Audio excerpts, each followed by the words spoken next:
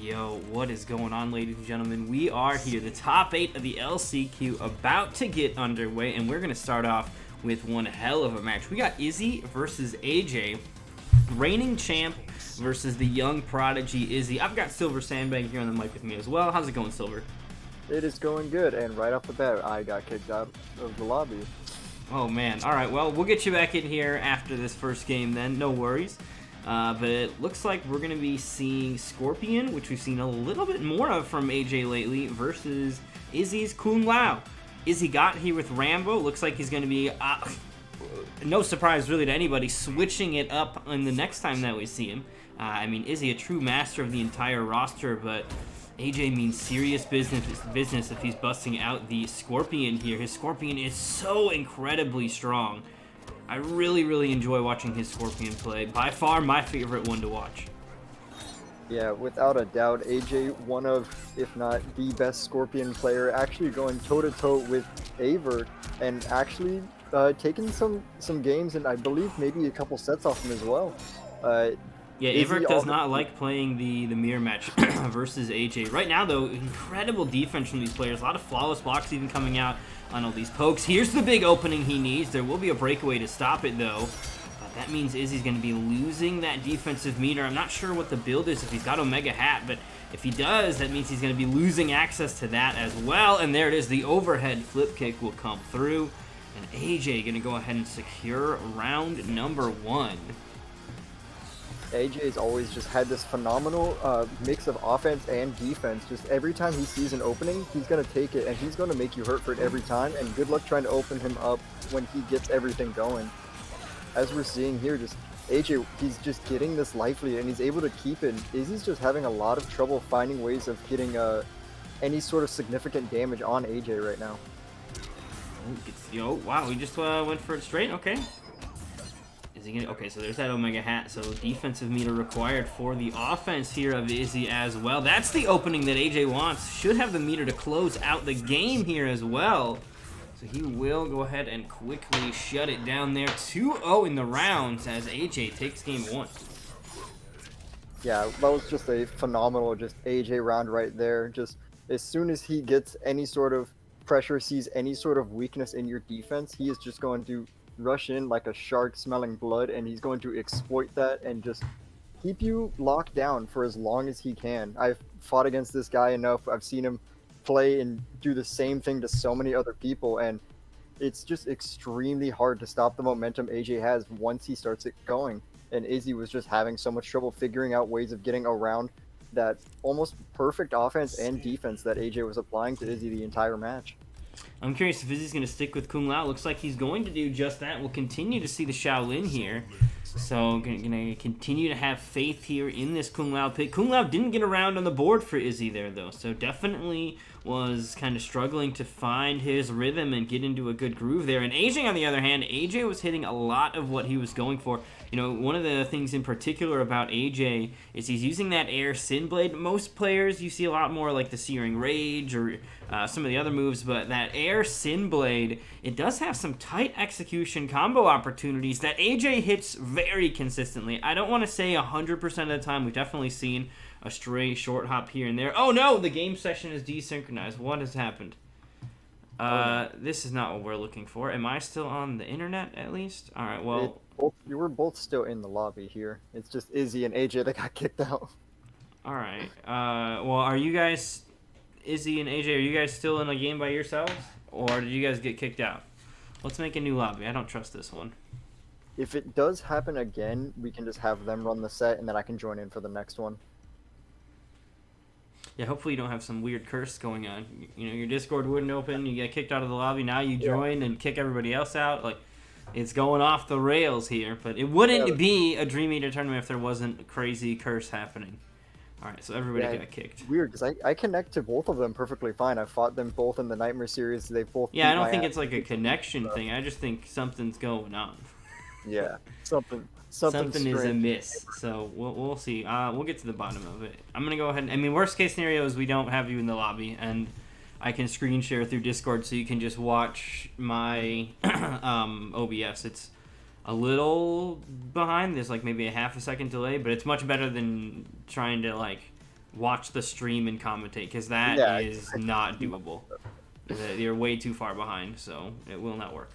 But we've got ways around it, because I mean that's how, like, Aquaman didn't have an Xbox when I had him on, so that's how he commentated the entire event, was through that. We've had it happen with like Mr. Vort, where he's dropped out of a lobby before, and we're able to get him to see the screen without having to actually have him in the lobby, and would mean that if we ever did PlayStation stuff, Mr. Vort would still be able to be on the mic for those too. I think, to be honest, looking at the regulars, the roster of regulars, I really think it's like Slick Beats, and that's it as far as players that don't have access to a PlayStation as well. And Mr. Vort, he doesn't really play as much, but I don't know if he has access to a PlayStation. So he'd be kind of on the list, but we'd be able to get Mr. Vort on the mic even without access to a PlayStation for him, or a PlayStation Plus the game, right? It's not just getting the console, you got to get the game too.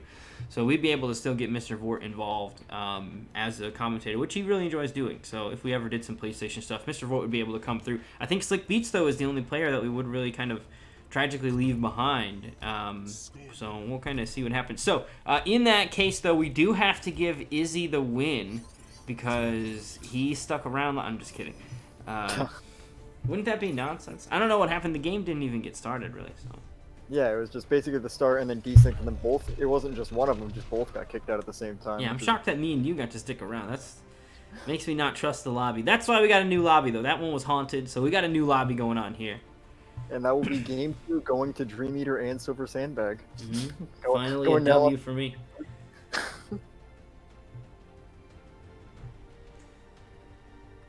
Here we go. Game number 2.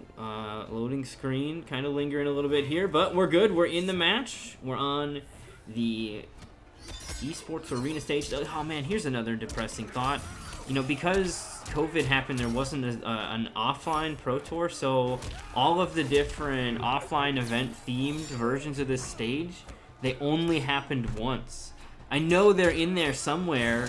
I don't know who to talk to get them to like bust out the combo breaker stage for a month or whatever, but it is really kind of sad that we didn't get to see those again because of COVID, because there wasn't an offline, and it seems like this game is kind of all done, so we're not going to be continuing to have those stages come back around either, because those the varieties on this stage were so cool. Yeah, and while going through that, AJ taking over that first round in pretty convincing fashion. And just remember, everybody, CEO is punish. CEO is coming this December. Do you think that they'll bring back the yellow CEO stage for that? Because CEO had a stage in here.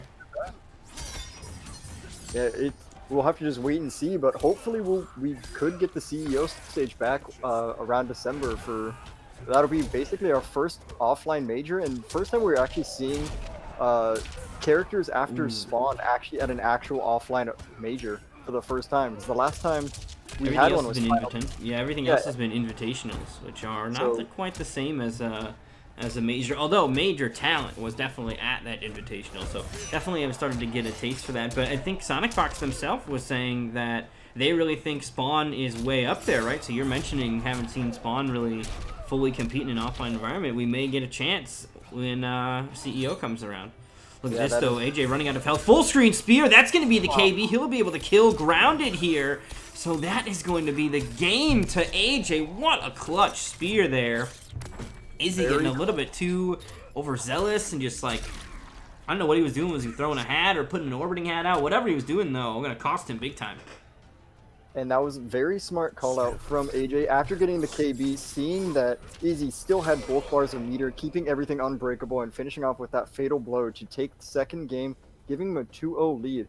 Just once again, AJ's just been really smart with every single call out he does. He knows exactly when Izzy's going to break. He knows when he's going to read a stagger. He knows when he's just going to sit there and block. And every single time he's put Izzy in that pressure mix, he's always found an opening, and just Izzy hasn't found an answer yet. It's going to be really hard to see. He's going to have to try to slow down the pace that AJ is bringing up with the Scorpion. Maybe find ways of getting him to burn those teleport cancels on purpose to get some pressure to stop all of this madness that AJ is throwing at him. But right now it's looking like almost like a lost cause for Izzy at the moment. Alright, so is he going to go full tilt here on this Kung Lao pick? Unwilling to switch anything up. We'll see here on the loading screen in a moment if he's at least maybe changed some variation ideas here. But so far, Kung Lao has just not been able to really, you know, get going here. And yeah, it's going to still be orbiting and Omega Hat. So all of his resources are going to be spent on that, both in the slots and offense and defensive meter, basically going to be spent on those orbiting hats. Which means he's not going to have like Z hat utility. He's not going to have air teleport, possessed hat, some of the other interesting ways to control space. But he's going to have massive damage if he catches an opening. And we've seen AJ make a couple mistakes here with like that back two. If the first hit whiffs, you can't cancel afterward. Izzy unfortunately dropped the opportunity there. But those are the kind of opportunities that if Izzy gets them, he may be able to capitalize in a big way on AJ. Yeah, and speaking of big ways, AJ off with a big life lead to start off this first round of the third game. Wow, beautiful water spot there from Izzy, getting some pressure going in. How are we going to see how he's going to meet it here? Ooh, keeps it going. That was a beautiful orbiting hat, and here is it's just the gift that keeps on giving. Just more damage, more. AJ is starting to show the cracks in his armor here, and Izzy is just finding every opportunity to just keep this pressure going. Now we've seen AJ clutch it out before. That fatal blow will be available here, so a clean opening from AJ could be enough to steal this round. Despite all the momentum that Izzy's had, it can still be snatched away from him. Just 20 health remains here for the Shirai Ryu. Izzy hangs on, tries for the chip out, and he'll catch him with that orbiting hat. AJ looking to perhaps take his turn when it was not yet time. So Izzy now going to find himself on the board here. Jumps back. Ooh, catches him with that hat toss. Izzy doing a real good job of kind of controlling the pace. He's not being too overzealous and letting AJ just get in as a response, but he's also maintaining his ability to be a threat. You know, he's standing at the right range where those hat tosses can't really react to them. Using all of the meter right there. Ooh, that's huge. No breakaway either. Oh, he's going to go, I guess he didn't have full meter. And right back at you, AJ going to answer back. And AJ's got full meter here, so this is going to be big damage. Look at that, 455. Fatal blow now available for the Shaolin. He'll use a get-up attack to get the offense to slow down. Pump the brakes. Fatal blow now available on both sides. Izzy gets one clean hit. He can confirm into a fatal blow, and AJ can do the same. He won't opt for it. Whoa, weird miss. But he's still going to get the close out with the jab string there on the after Izzy landed. So despite that string whiffing, or that flip kick whiffing, no punish. And that means set point now available for AJ. Beautiful opening as well with the sad sword. Wow, AJ, crushing blow going right into it. Like, just as we were saying punish. Before, that's a big again. Punish. No, that's so bad. That's the second time that string he's gotten away with it. And, you know, a character like Scorpion, a player like AJ, this deep into the bracket, you have to take advantage of every opportunity you get. Otherwise, you can very quickly see it slip away. Izzy now gets opened up. He also escape failed, which means a throw. KB is also on the verge here of closing him out. Won't even need it at this point, though. Only 78 health remains. Izzy's got the fatal blow. Gets the throw to open things up and get started. Right behind you. Wow, beautiful teleport to dodge the hat throw. And that's going to be it. Chip out with the Brutal to finish it off. That is a 3-0 victory for AJ, sending Izzy to the losers bracket, down but not out. And very nice. So I want to incredible showing from AJ. Izzy starting to show signs of life near the end, but it happened just to be too little too late, and AJ was just able to keep that momentum and just take the rest of the set the way that he's been playing from the beginning.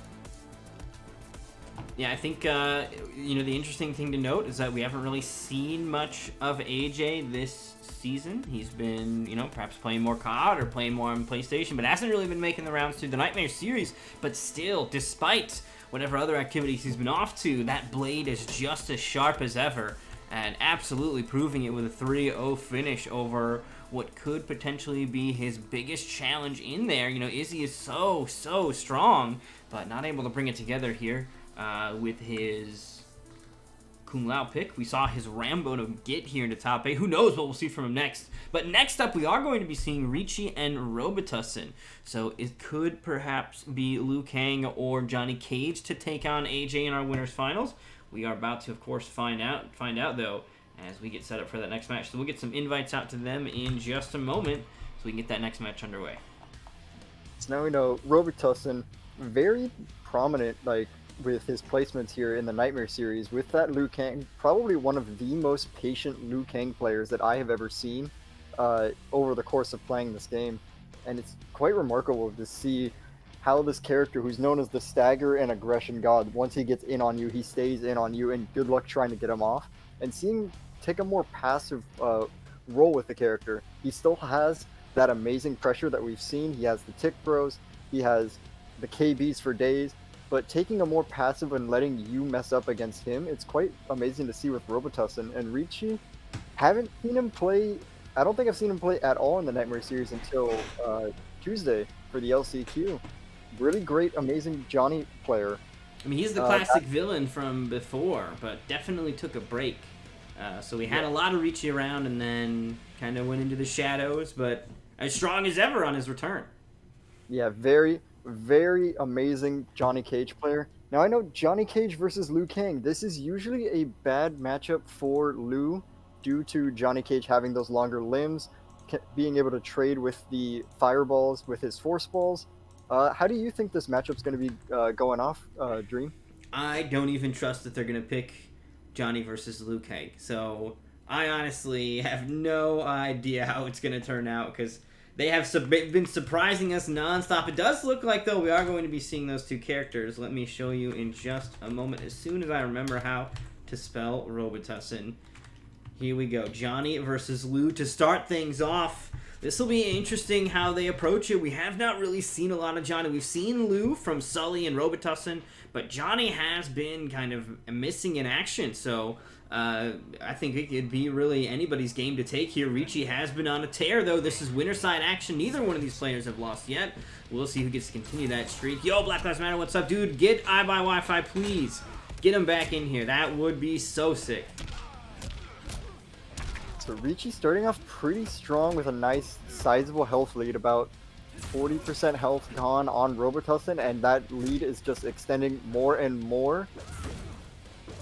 Robitussin, known for his patience, still getting opened up just a little bit, maybe trying to force his turn back just a little bit too soon, and Richie being really good at checking with these force balls. Oh, beautiful dash up into the throw. That's going to be the opening. Oh, good ducked underneath. Robitussin will save his own uppercut crushing blow or big resources just to get the side switch there. And I honestly, with how much of a life deficit he's got here, I think it's wise to hang on to that uppercut KB for perhaps a round that's looking a little bit more in your favor here. Beautiful throw to keep the pressure going, though. Richie still over 50% life remaining. That is about to get shrunk even further. Doesn't spend even a single bar, though. But now, he could absolutely rob on this one, Silver. There it is! There it is, down but not out. Doesn't matter how little life you have, as long as you have life, you can always bring that match back. And just as we were talking about earlier, Robitussin's patience, he will wait this out until he knows he got you for that kill, and that's exactly what he was showing right there. Very well scouted by Robitussin to take that round, spending the fatal blow to make sure he gets it, and now we get a crushing blow right off the bat. This is huge, Dream. Oh, we get the 325. He'll save the meter as well here. Richie trying to hunt him down. He will finally get the hit here. And he's going to cash out on decent damage as well. 290 catches him yet again. No breakaway so far, though, from Robitussin, continuing to save those resources for later. He's already got that first round win. He may be looking to just kind of break away in the final round only. It's an act I've seen many players do, especially when you're playing somebody who has an armor break. We see it right there. Richie putting it out there. So Robitussin not wanting to get caught by it, not feeling it's worth the risk. And now, look at this, still keeping things tied around. Goes for the tick throw, although he hit. Beautiful cancel from Richie. Ooh, stray shadow kick connects. Oh, but he got underneath it. That was so sick. What a perfect response by Robitussin, ducking underneath the force ball, and then immediate dragon kick is going to close it out. Richie going to fall behind just a game here, but I gotta say, he's still actually looking quite strong, so this could go either way as these players look to feel each other out in this game 2 as we get through our winner's side opening matches. Yeah, Richie was playing extremely solid that set. He got some of those extra pressure from the fatal blow cancel, got a lot of pressure with those pokes into force balls, was getting a lot of mileage out of that. But at the end there, Robitussin was able to make that one strong read, and that just was able to take that game in his favor.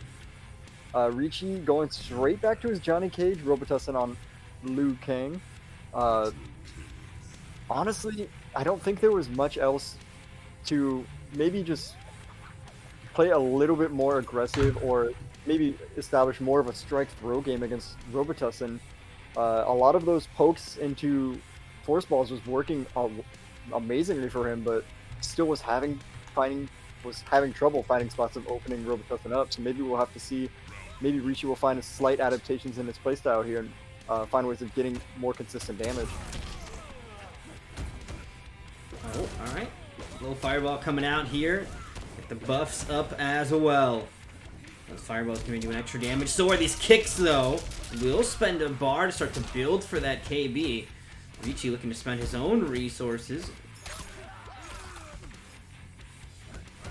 Oh, little fireball. That's a punish. Oh, but he was waiting perhaps for the amplify that never came, and that slight bit of hesitation. That's that window shutting on you. You have to be very quick with many of these punishes in this game. This is a huge. Not gonna spend the throwing shades for the KB. Going to just instead. Oh no! That's gonna be the round. Robitussin with another clutch fatal blow ender for the first round, and this is really bad looking. This is a very bad situations that Richie keeps getting put into. Just every time he makes that one mistake, Robitussin is able to capitalize it every single time, and he closes out the round with it. I gotta say, man, you catch somebody and you can kill them, fucking kill them. Like, this game is so wildly comeback oriented and people get all these crazy opportunities to sneak out of defeat. I think it's almost always worth it to just cash out and spend it. Here, hanging on to it, which, you know, maybe he thought he wasn't going to get it because the way that actually combo got caught or whatever. The cancel wasn't like a for sure in the middle of it kind of thing. But nonetheless, we'll see if Robitussin or if Richie can stabilize here. Does have the control of the match right now. Locking Robitussin here in the corner. The throw will connect as well. In Fatal Blow territory, but no Fatal Blow to threaten with.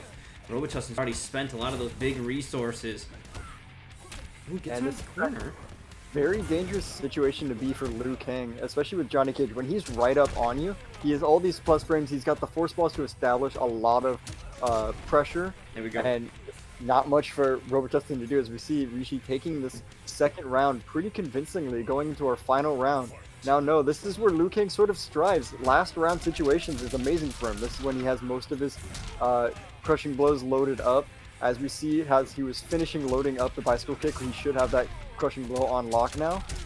Richie trying to read an armor break there, no such luck, but this is a very dangerous situation for Johnny Cage because he makes one small mistake and he could be eating 30 to 40%, just like this right here. Not going to spend the amplify there for extra damage, but Dream, what do you think Richie needs to worry about most here going against Liu Kang in the final round? Not sure there's too many things to really contest with. I think he really just needs to make sure he gets control, right? Both of these characters are characters that are really strong neutral, and if you're not able to get a grip on when they're staggering and whatnot, it's going to be very hard to get things going. And Richie, so far, has been in the control here and able to get mostly a lot of chip there, occasional few hits, but it didn't come down to a big explosive combo. It came down to just Richie constantly grabbing the wheel on that one and refusing to let Robitussin really dictate the pace, and that's going to be Richie taking game 2. Yeah, as you were saying, a lot of just pokes, playing it safe. Richie really good at just when he needs to, he'll just hunker down and just chip you out. He doesn't need to worry about these big long combos that'll take you out very quickly. He doesn't mind just playing that slow game, just slowly taking you out. Each little hit matters, and in this game, every small hit will matter. You always can get chipped out. If you make one small mistake, you're going to find out that you're out of health really quickly and you don't even know where it went. And Richie just doesn't mind playing that slow, long con type of game, while Robitussin, while still being patient, still does have to try and force his turn back at some point, or else he will run out that timer on his own health bar. I think one of the big benefits to playing Johnny, particularly with the throwing shades, is that you feel like getting pushed into that fatal blow, like losing all that health is in some ways a good thing. You're happy that, like, oh, now I can activate 40, almost 50% damage here. And I think that is, something that's kind of unique to Johnny. It's not only Johnny that can do it, because Johnny can keep his fatal blow in that process, which I think is the really, really big thing. So, you know, definitely going to be one of the characters where getting behind is somewhat even comforting. I think Sub-Zero is kind of like that too. Yeah, Sub-Zero, one of those characters, relies on a lot of mix. Oh, and we might be looking back to shades of game 1. Robitussin was down by a huge life lead. Now he's taking back control. Oh, wow. Who drops the combo? Last breath, though. Not going to have enough in the tank for the full comeback. And Richie now starting to pull away. Took the last game. Takes round 1 of the follow-up. And Richie starting off extremely strong here. He's just going back on the momentum of that last game, and now he's bringing it back in full force, taking the first round. Beautiful punish. As you're saying, beautiful punish right there, and he's just continuing all of this pressure. Beautiful grab just to continue everything going. And what do you think Robitussin needs to focus on here, Dream, just to start bringing this game back and stopping this momentum? Ooh, gets caught. Bicycle kick comes out. There's the breakaway, though. Fatal blow going to be available, but the full amplify on the, I don't even remember what that is called. The ass beating from Johnny Cage is going to be enough, and that will be game 2 going over to Johnny. Robitussin definitely going to need to make some adjustments here. You know, I think early on we saw a couple of hesitates on that low fireball, but now Richie's kind of calling some of those out. So some of those, you know, risky plays that Liu Kang players can make, you know, they're risky for a reason, because if you get caught, you can get blown up, and it does seem like Richie is now starting to capitalize on, you know, properly calling out those risks. Yeah, very much so. Robitussin, while this patient game, while he's known for, has worked wonders getting him up here. Maybe he needs to change into a more aggressive playstyle. He's playing patient, trying to find a way of taking back his turn, but every time he tries to, Richie just always has an answer. He can't just sit there and idly wait for an opportunity because Richie is giving him none. So we may have to see an adaptation in his playstyle that he may not be used to, just to maybe find ways of stopping all of this immense just pressure that Richie is applying to him.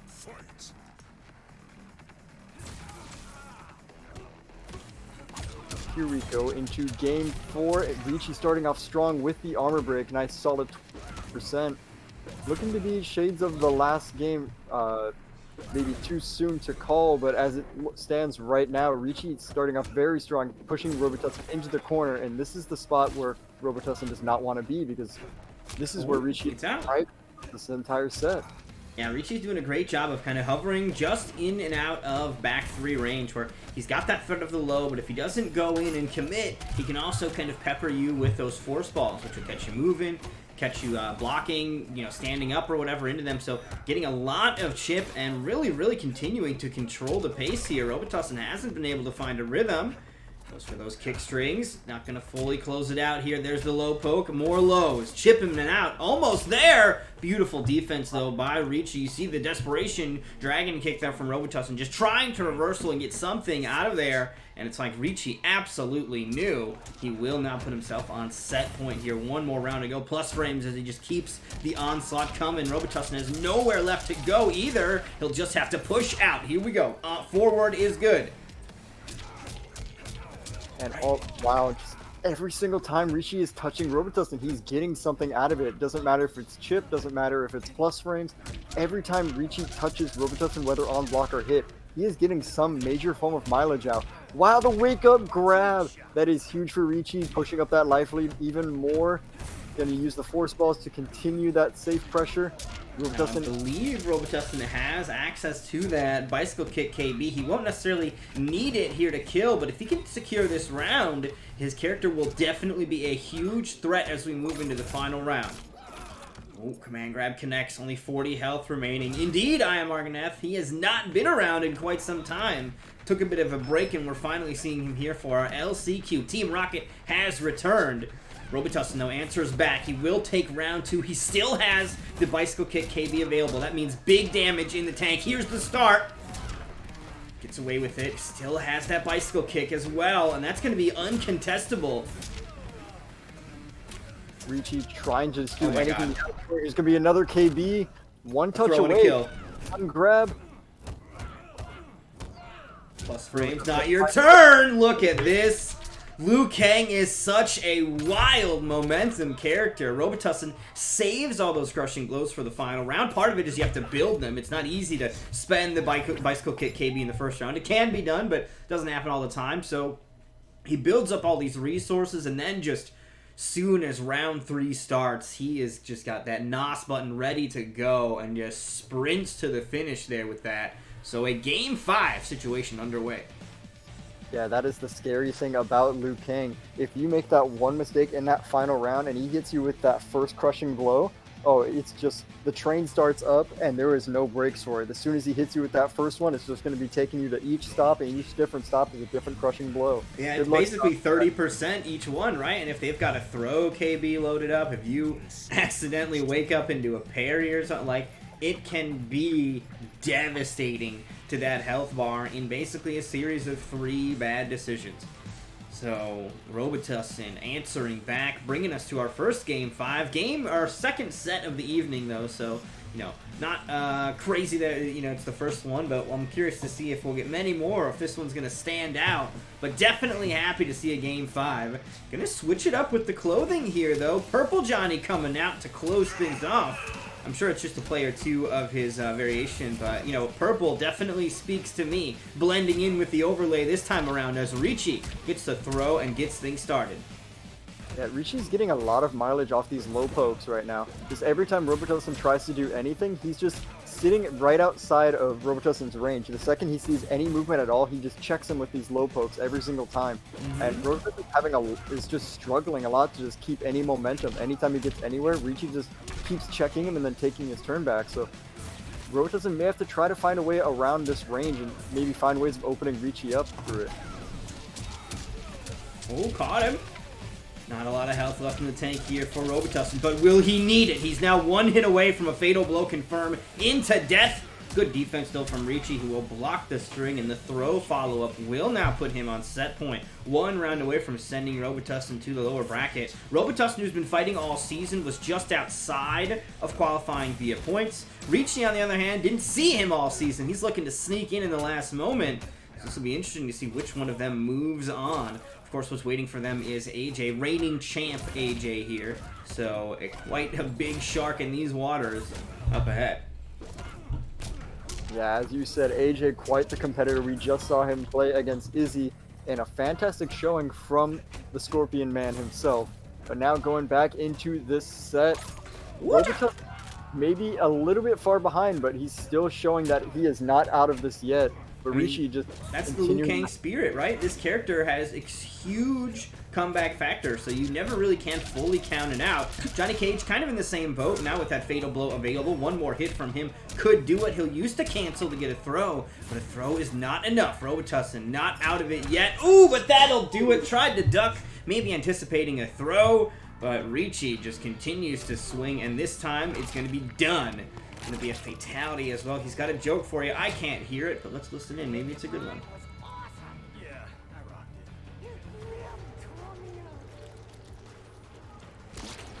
Well, it seems at the end of that set, it seems like Richie said that Robitussin had to split. And he's going to be taking that 3-2 over the Shaolin Monk. Very nicely done. So that sets us up for our winners finals, being Richie versus AJ. But before we get to that, we are going to hop over to our lower bracket where we've got Ghost Story and Recess, and then Daddy Sparks and his left knee waiting. So that will be our next 2 sets here. Let's start off with Ghost Story. I think that's the proper way to handle things. So we're going to go ahead and get the Ghost Story versus Recess match. My understanding as well is that they are currently working together in a team event, like a 2v2 event, and they are teammates. So I think that there's definitely going to be a little bit of familiarity here, right? Like if they train together and they've been playing together, they're going to be aware of one another's kind of tendencies and perhaps ways that they can exploit that upon one another. So that'll be really interesting to see how these two throw down in our losers round opening match. We'll get our invites out to them in just a moment. Yes, you are very correct about that. Both of them members of Fight Club, the same team that I am the leader of, and these guys are both amazing players in their own right, and they will do nothing. They will do anything it takes just to show who's better than the other. It doesn't matter if it's Smack Talk playing each other. Cabal versus Jackie, Recess with Cabal, and Ghost with Jackie. Both incredibly talented players. Both always going back and forth with each other. And it's always fun to watch them play. It's just you never know who's going to win. It's always last hit situations, or it could be just total domination plays here. And I can't wait to see how these two are going to play. I always love watching them play, and I can't wait to see this set. And looks like they've got some friendly stakes on the line. Sounds like the loser here of this is going to go first in their upcoming team matches. So, you know, this is instead of a coin toss to figure out who has to face the music first. They're going to go ahead and just duke it out. All right. Can't wait to see how it's going to go down. Ghost Story and Recess, both great friends of mine. Just love them both to death. Shout out to both players. Make sure you guys do show them some love. They are both incredibly talented players, doing everything they can to show the best that Xbox has to offer. And it's going to be a great, great set. Hope you guys do enjoy this. And if you guys do enjoy what you guys are watching, make sure you guys do follow Dream Eater here on Twitch, and he does have a YouTube channel as well. Make sure you guys do go there and give him a subscribe. He will be adding I believe it's $1 to the final pot for every subscriber that does subscribe to his YouTube channel. Yep. So you can help out and support these players and support the event itself for free. No cost, no opening up the wallet required. Just gotta click a button. And here's the deal. You don't have to click the notification bell. I don't want you to do any of that other bullshit. I already get enough views and watch time. I just need more subs. So if you guys would please sub to the channel and never watch the videos, that would be totally fine by me. You can watch, I guess, if you want, but really I'm only begging for subs. I don't really care about the rest. Alright, and here we are going into the set. Ghost Story going to be rocking his classic Jackie, but Recess going to Joker instead. I know he was saying some things about he's been sort of rusty with the Cabal, and maybe is trying to pick up Joker instead. I know he also has a Liu Kang in the bank, so maybe we will see that in coming to the set, but as it stands now, we are going to be seeing the Joker coming out from Recess. Plasma's out. More plasma here. Beautiful dash punch. We saw Recess looking to check there with that Patsy Poo puppet, but immediately going to get caught. Oh, the Kapow is going to whiff just barely too far away from those boxing gloves to connect. And now this battle of 950 health. Both of these players, though, hit like absolute trucks, so either one of these getting caught is going to be devastating. And so far, Recess has been the one mostly getting caught. And look at that. Doesn't even get launched by the grease kick yet. And it will be enough to close it out. So Ghost Story takes round one. Yeah, this is always a very dangerous situation for Joker. While Joker does have some clear answers to the lead, he doesn't have much answers for the goop. As soon as Jackie gets that life lead and decides to sit back and throw out that goop, Joker doesn't have a lot of options of trying to get in. He sure could throw down the Jack-in-the-Box and try, but Jackie can just sit there and block, and he still has to go through that trail of goop. And it's so hard for Joker to get anything really going against Jackie. But then again, once Joker gets his offense going, Jackie doesn't have a lot of answers of just getting him off. She kind of just has to sit there and just accept all of this punishment. And that's what we're seeing right here. Recess with a almost full health lead and taking that round pretty convincingly, keeping Ghost in the corner. Bringing us now to round 3. Let's see how it's going down. Plasma all over the place here. He'll sprint across that first carpet of flame, and now it's going to dissipate here. Shoryuken's blocked. No punish, though, on the Shoryuken. That could cost him. Here we go. Kapow gets the punch, or the throw opens up here. 13%. Not bad when you're talking about Jackie health as well. Recess is doing a good job of locking him down, but as soon as you give her a little bit of space, that leap is going to be able to get her out, and that's exactly what happens. And here's the exact thing we were talking about earlier. Once Jackie gets that life lead, it's just Goop City. You try to do anything, you're going to be taking a lot of damage over time. Dude, and it's going to be very... Kid or a squid. I've never... You know, that's a great variation name for this variation of Jackie now. I need someone to just name it Splatoon. Oh, jeez, look at this. Big damage. The armor break Fatal blow. No, he's going to go for the setup instead. So doesn't go for the kill with the fatal blow. Although he probably couldn't because he was on cooldown. I don't know nothing about this character. But he's still going to get the kill with the brutality. Recess bringing it home. I think he actually used the fatal blow cancel. So he couldn't have closed it out with it. But wow, that was a ton of damage. And a beautiful call out. He knew exactly what Ghost Story was going to do. Yeah, these players know each other like the back of their hands, and they always bring out something new every time these two fight each other, and it's quite incredible to see. As we just saw, a beautiful sequence there from Recess, just locking down Ghost, not giving him many options to do, and then ending it with that back throw brutality, taking himself 1-0 over the Jackie. And we'll have to see, can Ghost adapt to this this interesting sequence of events that Recess is bringing with Joker, or is he going to just let the madman run wild?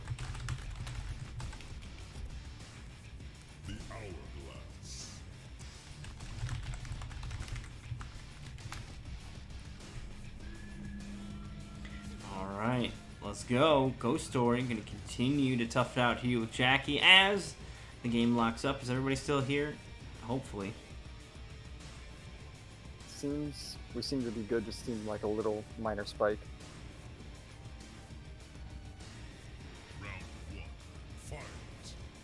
Alright, let's go. Shots fired. Oh, that looks like a missed input there. He does get the Jack in the Box, but he gets caught by Plasma, so not really able to use that for the coverage he wants. That's, you see a lot of Joker players primarily spending their meter on that, and that's because it allows them to get in close. He does not have a good projectile game, so that amplified Jack in the Box kind of shuts down your opponent's projectile game and will let you get in close. It doesn't matter how much safety you have behind that Jack in the Box. When you're suffering at that life lead, you really got to do something just to get in, because right now Ghost Story just running away with this first round, going to side swap to push Recess back towards the corner, running out of life, and the Goop is just going to take it. And Plasma just completely bypassing that defensive meter as well. I don't care about chipping you out, I'm going to burn you alive. No punish on the Jack in the Box there. With the way that you do block it, it does become punishable, but we're not seeing any punish there from Ghost Story. Going into here, the second round, nice bait on the uppercut there. Not going to stop him from this throw though, and Recess starting to take some of this match back.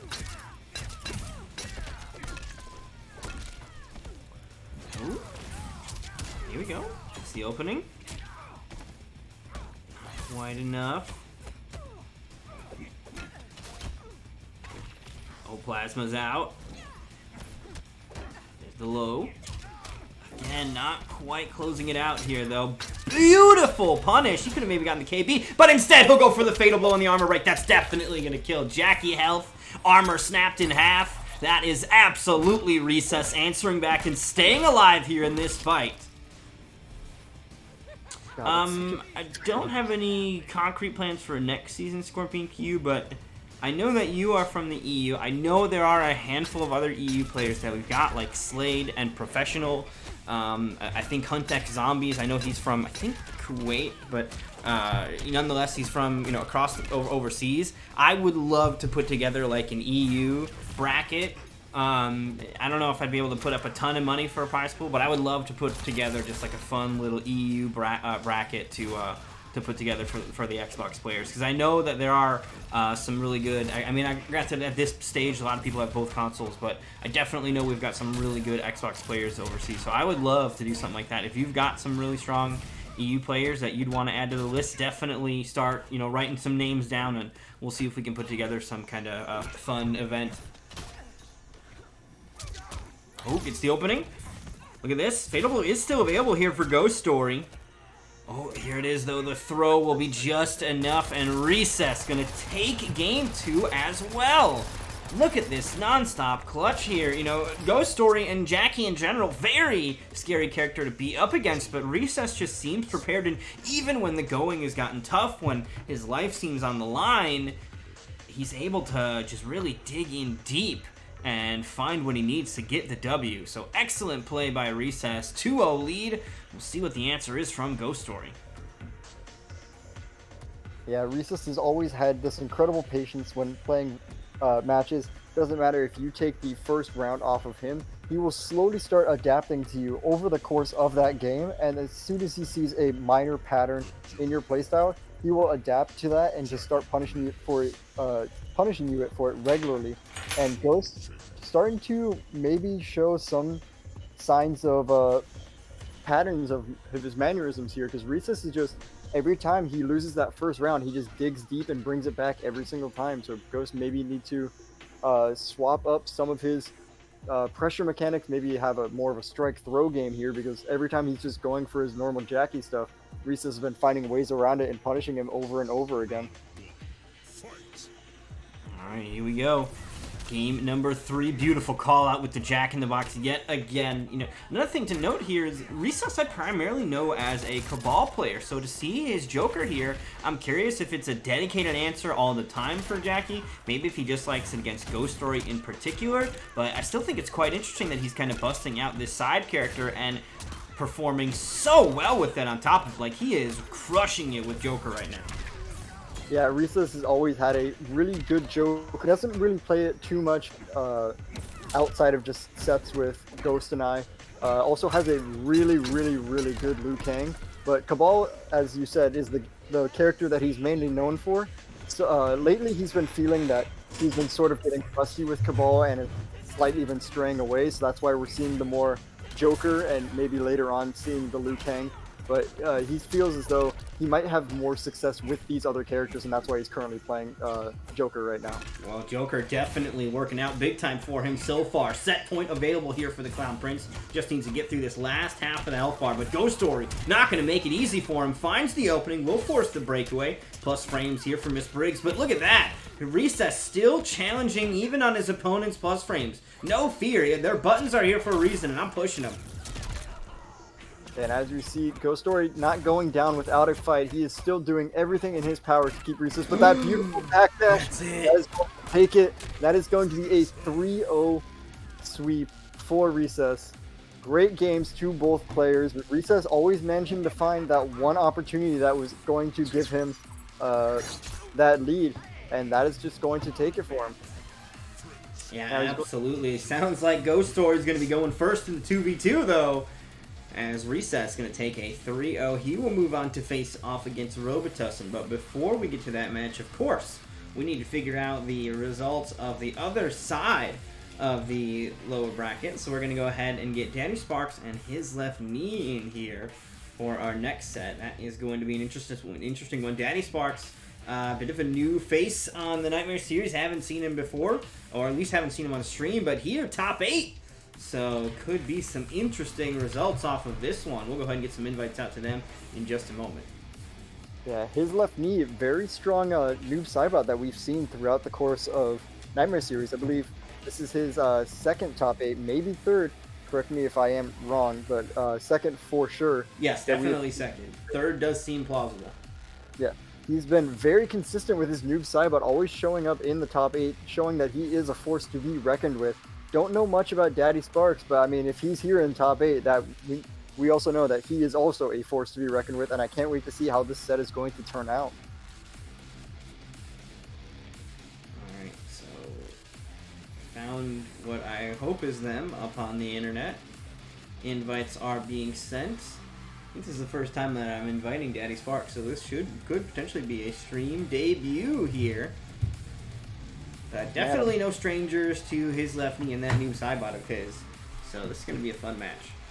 Yeah, what a debut as well. The first time you show up on the stream is in a top 8 of the tournament of the LCQ. What a way to debut yourself in the Nightmare Series. Go big or go home. So, you know, you're just showing up on the big stage here for the Xbox side of things. And it's a good place to be. So we'll see how he fares, though. You know, stream nerves could be a thing. I know for me, first time being on stream was an interesting experience, first time through. And, you know, that's something that, you know, you just get over with time, though, right? The only way to get past stream nerves, which are very real, is to continuously face them and get comfortable and used to the feeling of knowing that there are more eyes on you than just you and your opponent, like it normally is when you play by yourself. and that there are people, you know, commentating the match and whatever, and there may be people that, you know, people are going to see your mistakes, right? But they're also going to see the good things you do, but you don't want to blunder it trying to do something cool. Like, there's a whole bunch of different ways things can go haywire, and once you get comfortable with that environment, then no worries. Then it feels a lot more natural, and you can kind of ease through and feel very, very fine when you're on stream, and just treat it as another match. Looks like we are hearing that there are some tech issues here for Daddy Sparks, so let me know if you need another invite or what's going on, Daddy. Unfortunately, we can't really run any other matches and hold things up, but, you know, hopefully whatever we've got going on, we can get you in here quick.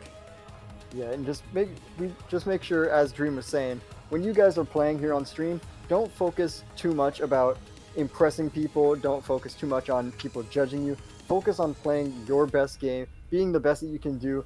We all just love the game. We love watching people play.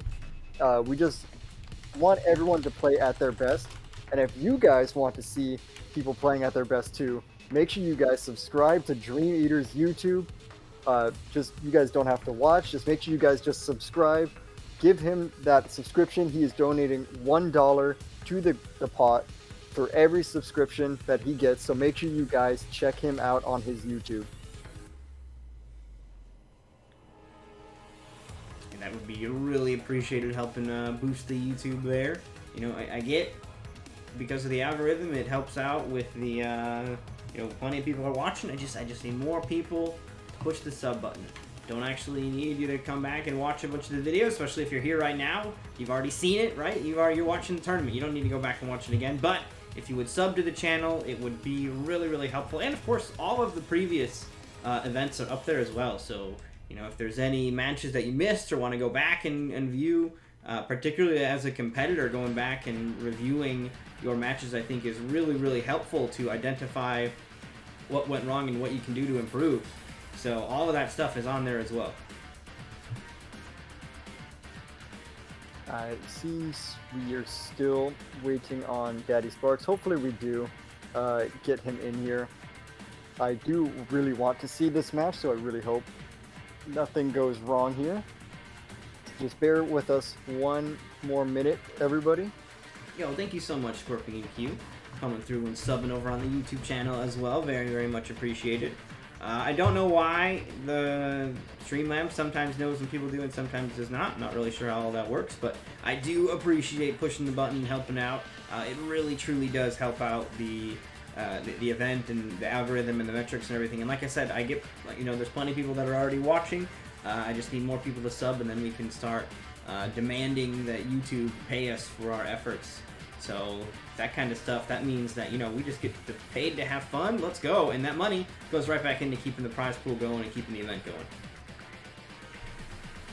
And if you guys do love showing your support and you guys want to actually have your own things to wear of the Nightmare series, Dream Eater does have a merch store as well, selling shirts and I believe sweatshirts or hoodies, depending on however you want to call it.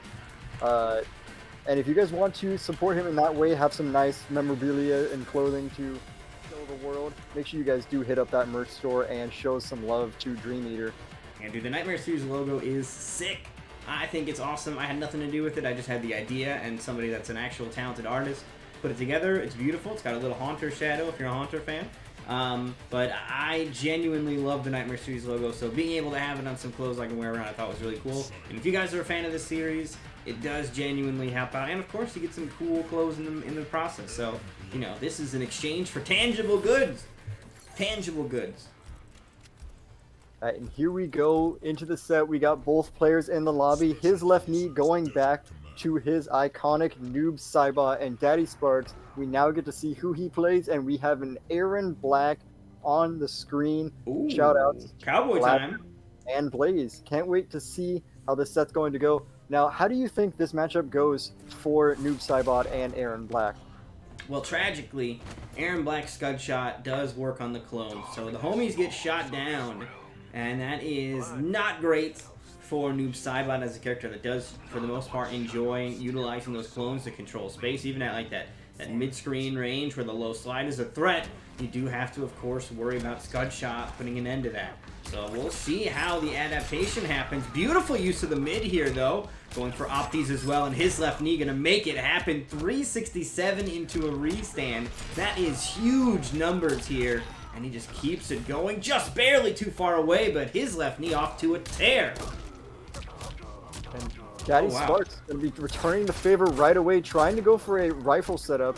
Not going to get punished on the low shots, but now he's just continuing this going. This is actually a bad spot to be. Aaron Black has a lot of up-close pressure. If you're not prepared, wow. The little slide works. He's got the KB available and the Fatal Blow available. Going to armor through that poke attempt. I don't believe this is going to be enough to kill, but Daddy Sparks definitely turning up the heat here as things got closer and closer to the end for him. Stray Fatal Blow from his left knee will not find the mark. Scud Shot is there, though, and that is what makes it somewhat difficult for Noob Saibot. He's got a really fast Spirit Ball, low slide, another really strong tool, and both of those completely shut down by the presence of Scud Shot. Yeah, very smart play from Daddy Sparks here.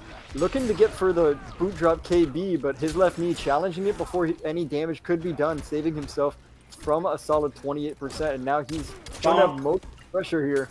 But that rifle, if you're not prepared, as you said, just bonk. See that slide get shut down by the Scud Shot, even as it like passes through him almost.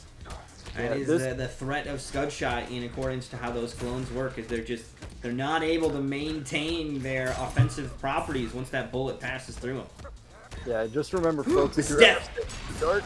Oh, death. Yeah, as you're saying, this is death right here. As long as he doesn't drop it, and there it is. Going to final round scenario there. Look at that. That was 365 without needing to do anything too fancy. Not only was it 365 without doing anything fancy, because the Opties are kind of hard to do, he also built an extra clone in there. The one thing about the optimal combo from Noob Saibot is it doesn't build any clones, and if this game goes the distance, which it has, we're in round 3, that means that clone KB could be a factor, and that is a devastating tool in Noob Saibot's arsenal. I believe he actually might have that KB locked and loaded. I did see him build up a couple slides here. Oh, he's not spending he didn't spend the boot drop crushing blow. Does he have it? If he's got it, he might be able to kill. Okay, tried to call out the breakaway, but Daddy Sparks is going to save the meter, but it won't be enough to save his life as his left knee catches him trying to roll away. And his left knee takes game number 1. Yeah, both players played incredibly well there, but his left knee just making all the right reads at the end and securing that first game for himself. Daddy Sparks maybe just needs some slight adjustments, show maybe a little bit more patience on defense, and he should be able to bring that game, the next game around for himself. Yeah, this so far has proven to be a very, very exciting match between these two. Both of them answering back blow for blow. In the end, it's his left knee that takes game 1. But it's going to continue that pace source. Daddy Sparks got an answer here. So far, I'm liking what I'm seeing out of this Aaron Black. And it looks like we may have a variation change. I believe Daddy Sparks actually going with the armor breaker now. Yeah, having a different outfit here. I believe I saw the acid pour armor break here. So maybe going for a more safer type of play style here to get more consistent damage. And anytime his left knee messes up, he always has that risk of, if I break away, I'm going to be eating a fat amount of damage, so now I have to be careful with how I spend my meter. Alright, jump in connects. Catches him with the overhead as well, but the rollout from Daddy is going to allow him to get something started here. Costume switch. Ooh, got over the low slide and caught him too. What a wild exchange. And that's some of the other problems perhaps that Noob Saibot has in this particular matchup. Some of the tools that Aaron Black has just seem to be the exact yang to the yin that he's bringing. Yeah, here we go. Daddy Sparks just maybe have taken just a big combo right there. Doesn't matter. He's just going to be coming back in, applying that pressure, maybe going for a boot drop right here. Nope, setting up the acid. Scud Shot right away. His left knee, while he does have all of the zoning capabilities, he may have to start getting in because that Scud Shot is going to prevent his left knee from doing anything. Doesn't matter. He's telling me to shut up as he uses a crushing blow to secure that first round for himself. Alright. Slow. Spends 3 more bullets. 5 left in the tank here for Daddy Sparks. Boot drop connects, keeps the onslaught going in this corner. Rifle will come out briefly. His left knee uses that moment to get out. Beautiful anti-air as well. Will force a breakaway. But now, if Daddy Sparks gets caught, Noob Saibot's going to be able to chunk out damage, but you got to catch him first. And Daddy Sparks not letting it happen. Here's the acid pour to close the combo out. 280 there. Not bad. Look at that. I love how it kills the clone, but he's like still there. It just takes away the fact that it'll harm you. It's so wild looking. What kind of bullets does Aaron Black have that he can just, you know, shoot darkness itself and just stop it from hitting him? I have no idea. Must be filled with Dawn. Isn't Dawn used for fighting oil spills? That's what that looks like, is an oily person. He's just got Dawn bullets here. They're great for vampires and for oil people. Shout out to Dawn. And here we go. Daddy Sparks with a commanding start right now. Over 50% of the life bar gone of his left knee. And looking to secure the second game for himself. His left knee not going out without a fight and just bringing the fight right to Daddy Sparks now. Oh, caught him again. Here's the launch. KB now ready.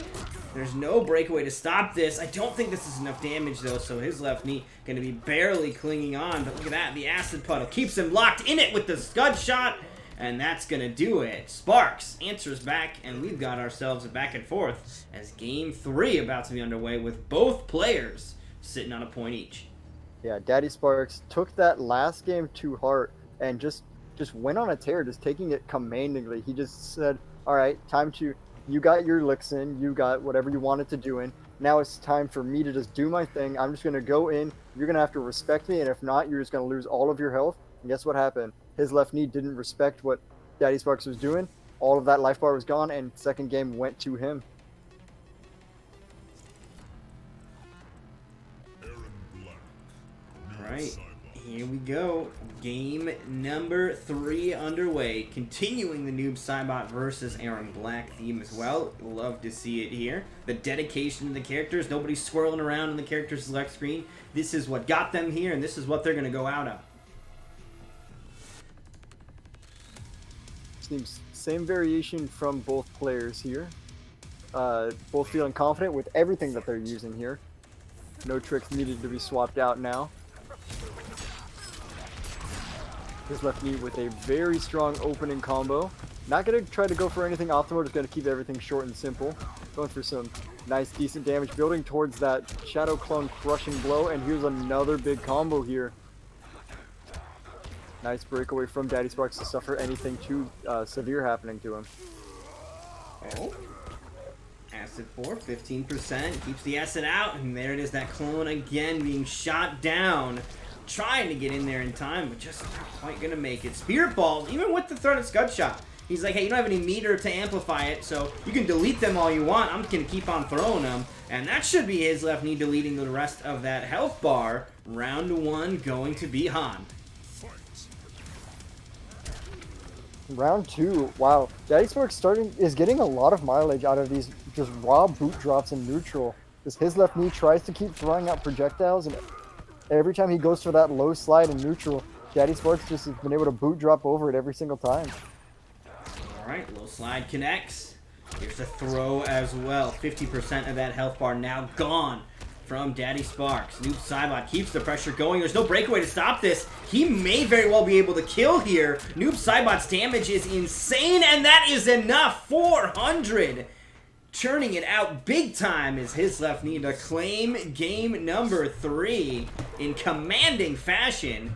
Daddy Sparks definitely going to need to go back to the drawing board on this one a little bit, because his left knee came out swinging for that one. But we've seen Daddy Sparks adapt so far. I'm sure it'll happen again here as we move now into game 4. Yeah, his left knee, once he gets you in the corner, against Noob Saibot, that is not the place you ever want to be. You make one small mistake, you're eating 40% every time he touches you. And his left knee, just as we saw there, once he got Daddy Sparks right into that corner, first thing he did, popped him up for a combo, 40%, cleared that round convincingly for himself, and taking that second game, Daddy Sparks going to have to rethink how he's going to be coming into this matchup, maybe sitting back more behind that scud shot, stopping his left knee from being able to just sit back in zone, throw out as much as he wants. You're going to have to see how he's going to be adapting to this sort of in and out playstyle from his left knee. All right, game number 4. Potential final game if his left knee can keep it going in this fashion. Yo, what's going on, Misty? Hope you're having a good day. As the puddle's out, look at that, just gonna advance right over it, and the boot drop pushes it right back into it. Getting so much damage off of that acid puddle. You know, that is the thing too. Noob Sidebot players, or not, Aaron Black players, much like Jackie players, any character with a dot, you really can stack up the damage on that throughout a game.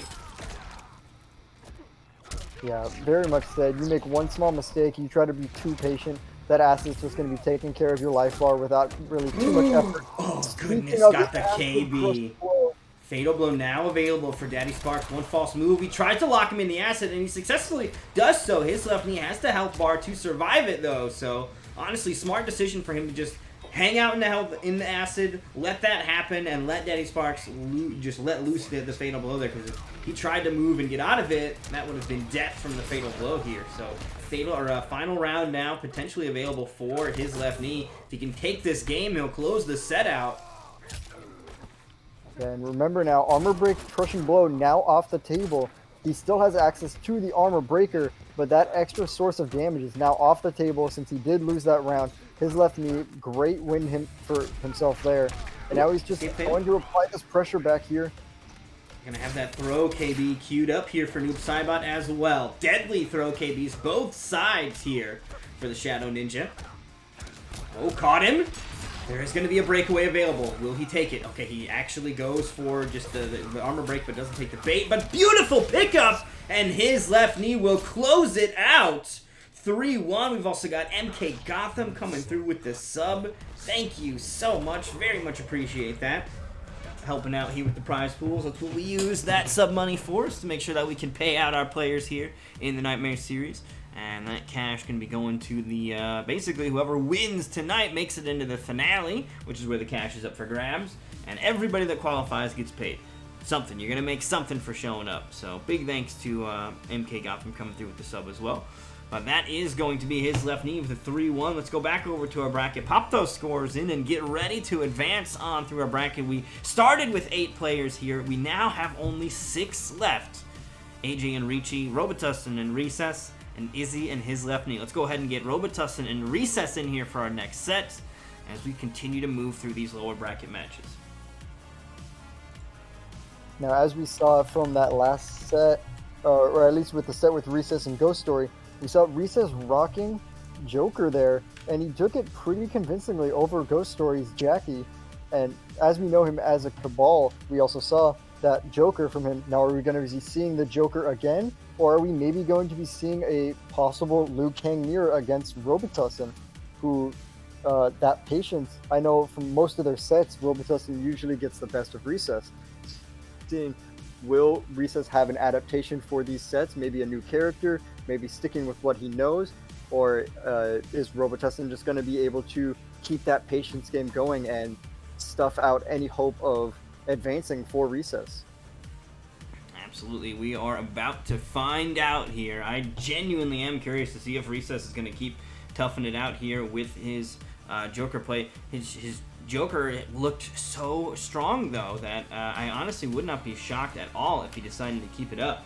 But we shall see ultimately here in just a few moments. Looks like we do have Recess here, so just waiting for the other half of the equation to get in here. You should do it, Misty. It's a ton of fun. It is surely a ton of fun. Make sure if you guys do, make sure when we do have these series up, you guys please sign up. It is a ton of fun. It's free to sign up. And even if you guys don't do great, you guys still can just go back, rewatch your matches, learn from it, because that's what we're trying to do. We're trying to just all help each other get better, have fun, show our competitive spirit, and just, you know, everyone's pushing to be the best that they can be. If you guys do like it, make sure you guys do sign up when the series or when the seasons are out and about. And if you guys do like what you are watching, make sure you guys leave a follow on Dream Eater's Twitch channel. And if you guys would love to, please, please, please leave a subscribe on Dream Eater's YouTube channel. Every single subscription that he gets, he adds $1 to the prize pot. And he also has some incredible matches there as well. You get to see all the past tournament seasons here. So make sure you guys do leave a subscription on his YouTube. Yeah, it does help out a ton subbing to the YouTube channel, even if you don't watch the videos. Plenty of people are already watching the videos. I don't need you to watch the videos, but I do need more subs so that I can start demanding that YouTube finally pays me for this nonsense. So, or at least that they can start taking our money away for playing Mortal Kombat because it's demonetized. So we'll find out, but I need more subs. So I'd really appreciate if you guys would just go there, click the button, and then never go back. You don't have to go back ever again. It's totally fine by me. And looks like Recess never going to go back to Cabal. We've got Joker taken to the stage again, but Robitussin, oddly enough, will be switching it up. We're going to see a noob Cybot pick here. This is going to be interesting. I'm not really sure if I think Joker does quite as well against a noob Cybot, but Robitussin is not necessarily known as a noob Cybot player, but that's going to be one of the things, is that low slide, that little crouch that he does to send the slide out is enough to get underneath the bullet here from Joker. So basically not good options for counter zoning from Recess. He will of course have the classic Jack in the Box, but Noob Cybot can teleport around that if he really reads it, and he's got other ways to do it too. Yeah, this is probably one of Joker's, if not his hardest matchup in the game. Noob Cybot just allows him to stay outside of Joker's normal neutral range with that slide. He wants to go for his long cane pokes. Anytime he tries that, he's going to be eating a slide to the shins over and over again, as we are seeing here, as Robitussin strongly takes this very first round, and Reese is going to have to find a way of getting past it. We may see the Cabal pick again, or maybe he's going to tough it out here with Joker. Yeah, it's really interesting. You know, Noob Cybot is going to be basically more effective at almost every range but up close and personal. And the thing about Noob Cybot is he's got all these great tools to getting himself out of that range. You saw right there, point blank, but a string into the amplified slide puts him back to half screen, and that's right where Noob Cybot wants to be. So it is going to be up to Recess to see if he can close that gap and get his own party started. So far, though, Robitussin's been doing a really solid job of controlling that space. The throw, crushing blow, now going to get locked and loaded. The toes checked yet again. Look at that, just 4 slides, 5 slides in a row, non-stop. Why do anything else? Joker doesn't have a great way around it. Yeah, as you were just saying, no way around it, and that looks like maybe a possible drop there, and it doesn't matter because Robitussin is going to be taking that with the uppercut, and that's going to be the first game going to Robitussin. And Recess just struggling to get in, just trying to just dash and do anything to get himself in, but just continuously taking slides over and over again. Amazing patience from Robitussin. He's like, as he sees there, he's just, oh, you're just not going to block low here? All right, I'll just keep doing it until you learn your lesson. And it just was working miles for him. Recess just wasn't blocking that low and was just getting his health bar just deleted every single time over and over and over again. So Robitussin will go ahead and secure game 1. Game 2 underway. Of course, Recess has access to the entire character select screen. We could see the return of Cabal, a character that does have maybe better tools for getting across that range, right? You can slight gas over the slide. You can slight gas over the slide amplify as well if you do it at the right timing, because you know you're going to kind of move beyond the space where that amplified slide will be a problem. So we'll see if Cabal ends up coming out, but so far going to be sticking to the Joker guns here on this one. We'll see if it pays off and he can answer back here in game 2, or instead is Robitussin going to pull even further away.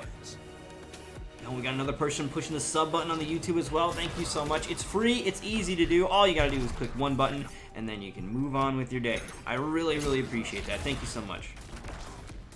All right, here we go into game number 2, and it's looking to be just shades of the first game. Robitussin just sitting at that decent like mid-range, just constantly throwing out those projectiles, keeping Recess in check.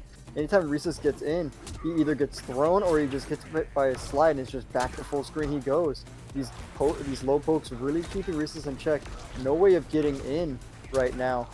And oh my god, it's just Robitussin's patience is incredible right now. But now we're finally getting an opening from Recess. This is going to be a pretty decent sized combo right here. Let's see if Recess can do anything else with it. Oh, a little bit of health left here for Recess, but that Fatal Blow Cancel is a very deadly tool in the Joker arsenal. He uses it. Throw KB now queued up, but Robitussin just hanging in there. Strong defense, gets a little bit of space, and once you've got that space, you know, Joker's not as much of a threat. He's got to move in a little bit, and that time he spends moving in is time you spend putting your own threats out there, and he moves right into him. Now here we go into the second round, and this is the scary part to be. Joker now in the corner against Noob Cybot. Noob Cybot, as we were talking about from the last set. Once he gets you in that corner, big damage. You're going to be seeing it here.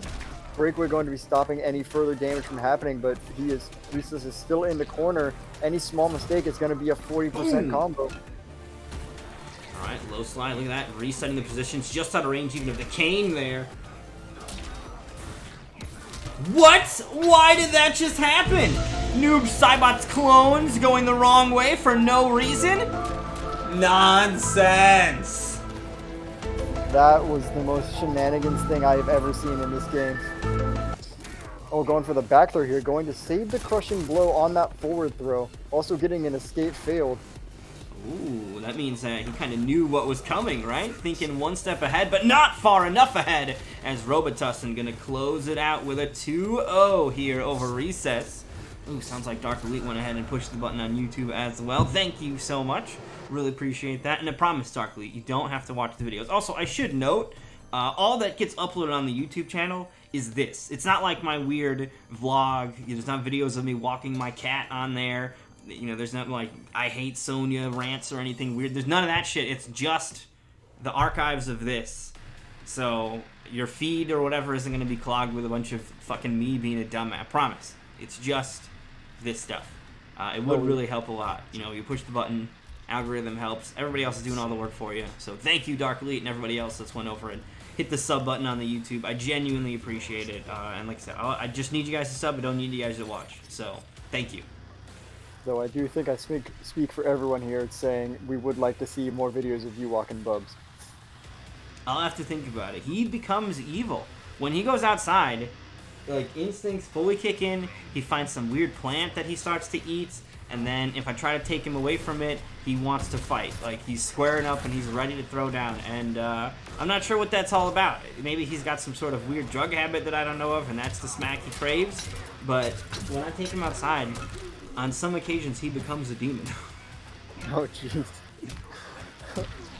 Alright, going into game number 3, Recess sticking it out with the Joker. Robitussin still on that noob Saibot. Now, this game's seeming a little bit more back and forth between the two. Recess being able to get in, stay in for the scenes, for the most part, and Robitussin not able to just keep his normal zoning type of playstyle going right now. Beautiful dodge on the grab there, and back throwing, saving the crushing blow on the uppercut. But now Recess just jumping right out, and this is going to be a full combo. Not going to spend any meter. Nice 21%, but now this is a bad spot. Full screen against Noob Saibot. One mistake, and that fatal blow not going to be hitting anything, and instead just allowing Robitussin to get himself punched in the face. And first round is going to Recess. There we go. Recess starting to answer back. Jack in the Box will at least prevent too many Spirit Balls from getting out of hand, but not going to properly trade. Here's the launch. Robitussin, no breakaway to stop this either. Look at that. 3 Jack in the Boxes in one combo, at least 2 of them. Really interesting stuff here from Recess. He'll get a throw to follow up with as well, pushing Robitussin toward that 50% mark. Now he'll breach it with the amplified Jack in the Box. Robitussin looking to stand his ground, though. Ooh, not going to get a chance. So we're seeing a lot of adaptations over the set from Recess. He's noticing the patterns of the zoning and all the checks from Robitussin, and it's starting to show signs of adaptation here we go. Big uppercut sends him out of the corner, but he doesn't really... If he can kill him, who fucking cares where he's at, right? 2.93 health, all that's separating Recess from claiming this game. There is still defensive meter to work with, though. He doesn't have the fire on the ground. Who does? With Joker, shit's whack. Starting to try to chip him out. Doesn't have the meter just yet. He'll be able to send another Jack in the Box, but it won't kill because he can still afford to block another one with that defensive meter. Oh, just gonna go in! That fatal blow could have killed. In fact, it would have killed with Joker health. So if he would have been caught moving or trying to throw something out, like even a Jack in the Box, for example, Robitussin would have actually killed him there, but Recess gonna sneak in and go on the offensive to take game number 3 and put one on the board here for the Clown Prince.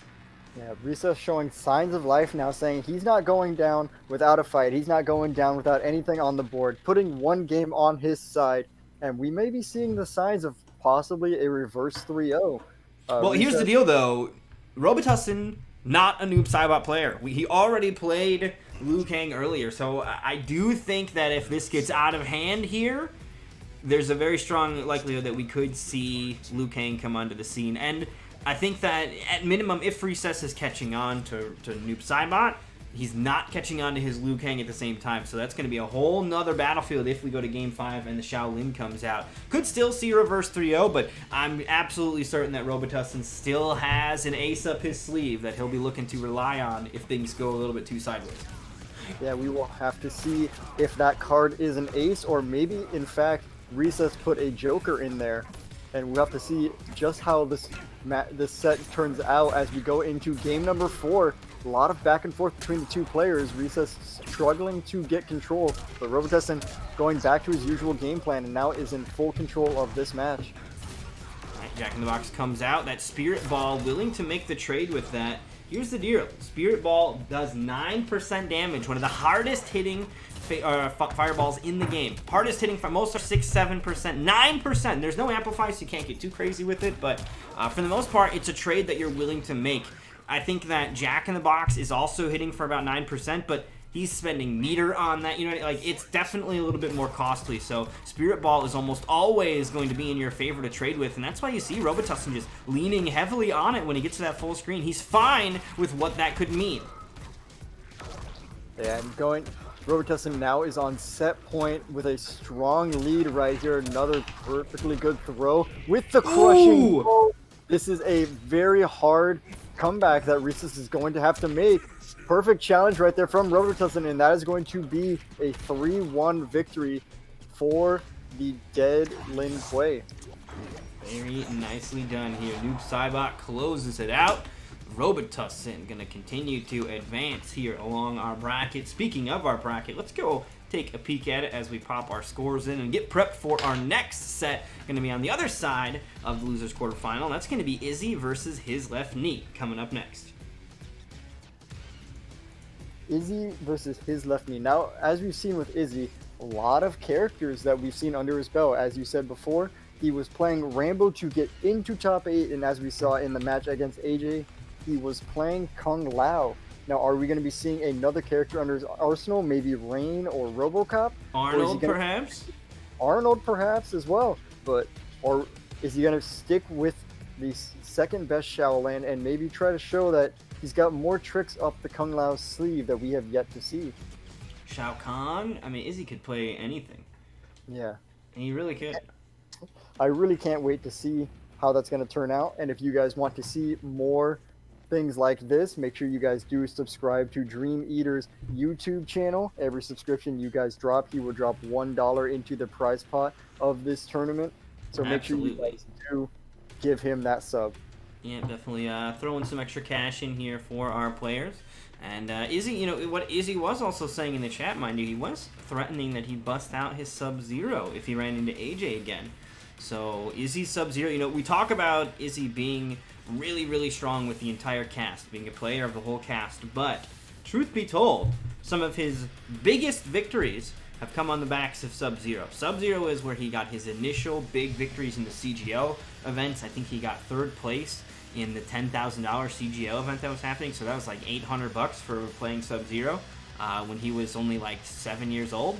And now he is a spry young 11-year-old out there just crushing it here with Sub-Zero and a bunch of other characters. So if he busts out that Sub-Zero, though, things could get real deadly. Yeah, Izzy certainly no slouch in his own right. One of the best up-and-coming players. Honestly, one of the best players that we currently have on the Xbox scene and just in the Mortal Kombat scene in general. Can't wait to see how he's going to keep progressing over the years. Can't wait to see what he's going to do when he becomes a 12-year-old. It's going to be incredible to see. Now we're just waiting on his left knee to enter the lobby, and we can get right into this next set. So as you were saying, Izzy, very great Sub-Zero. We may even see Sub-Zero versus Noob Saibot. Now, as a Noob Saibot player yourself, how do you think that matchup goes between the two? Just waiting on his left knee to join us here.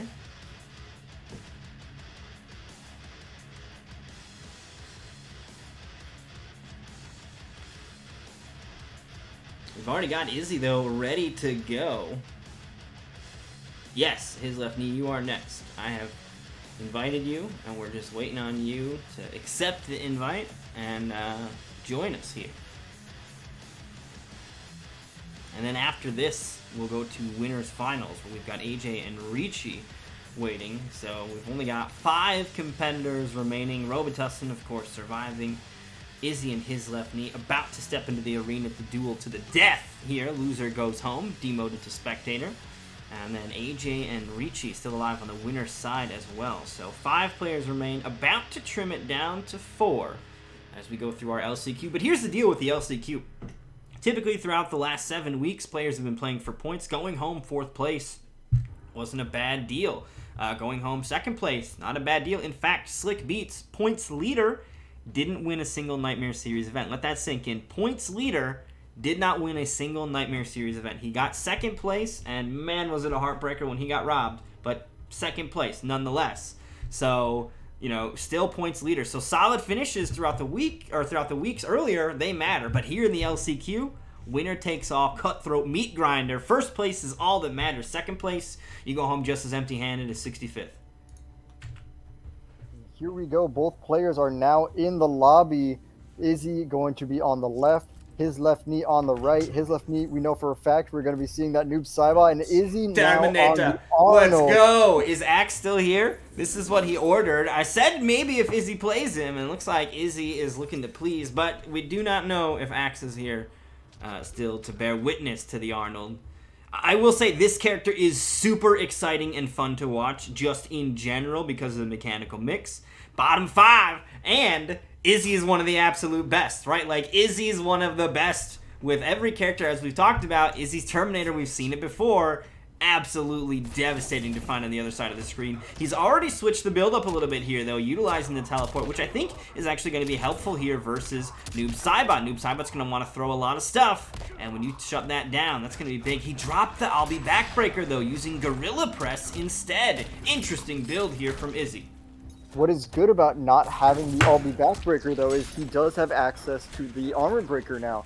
So with the normal build that we see with most Terminators, he has I'll Be Backbreaker, great mid-command grab, but now with Gorilla Press, he now has the ability to stop potential armor breaks mid-combo, and his left knee is going to have to be careful of when he decides to break against this mix of Terminator.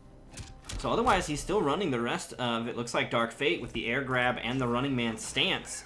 So dropping the I'll Be Backbreaker in favor of the teleport, and of course, like you were saying, he does maintain access to an armor break. I think he can still side switch with the Gorilla Press as well, and I want to say that you can amplify it for a restand too. So Gorilla Press has some interesting application that we don't see a lot of just because of how flashy I'll Be Backbreaker is. But when you do find Terminator players utilizing the Gorilla Press, there are really some interesting routes you can take with it.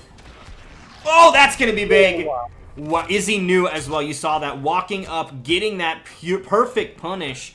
There was a breakaway available though, so Izzy didn't overcommit to any follow-up. No breakaway came, but I believe that's what caused Izzy to hesitate and hold off. Uh-oh. What's the mix? Guess again.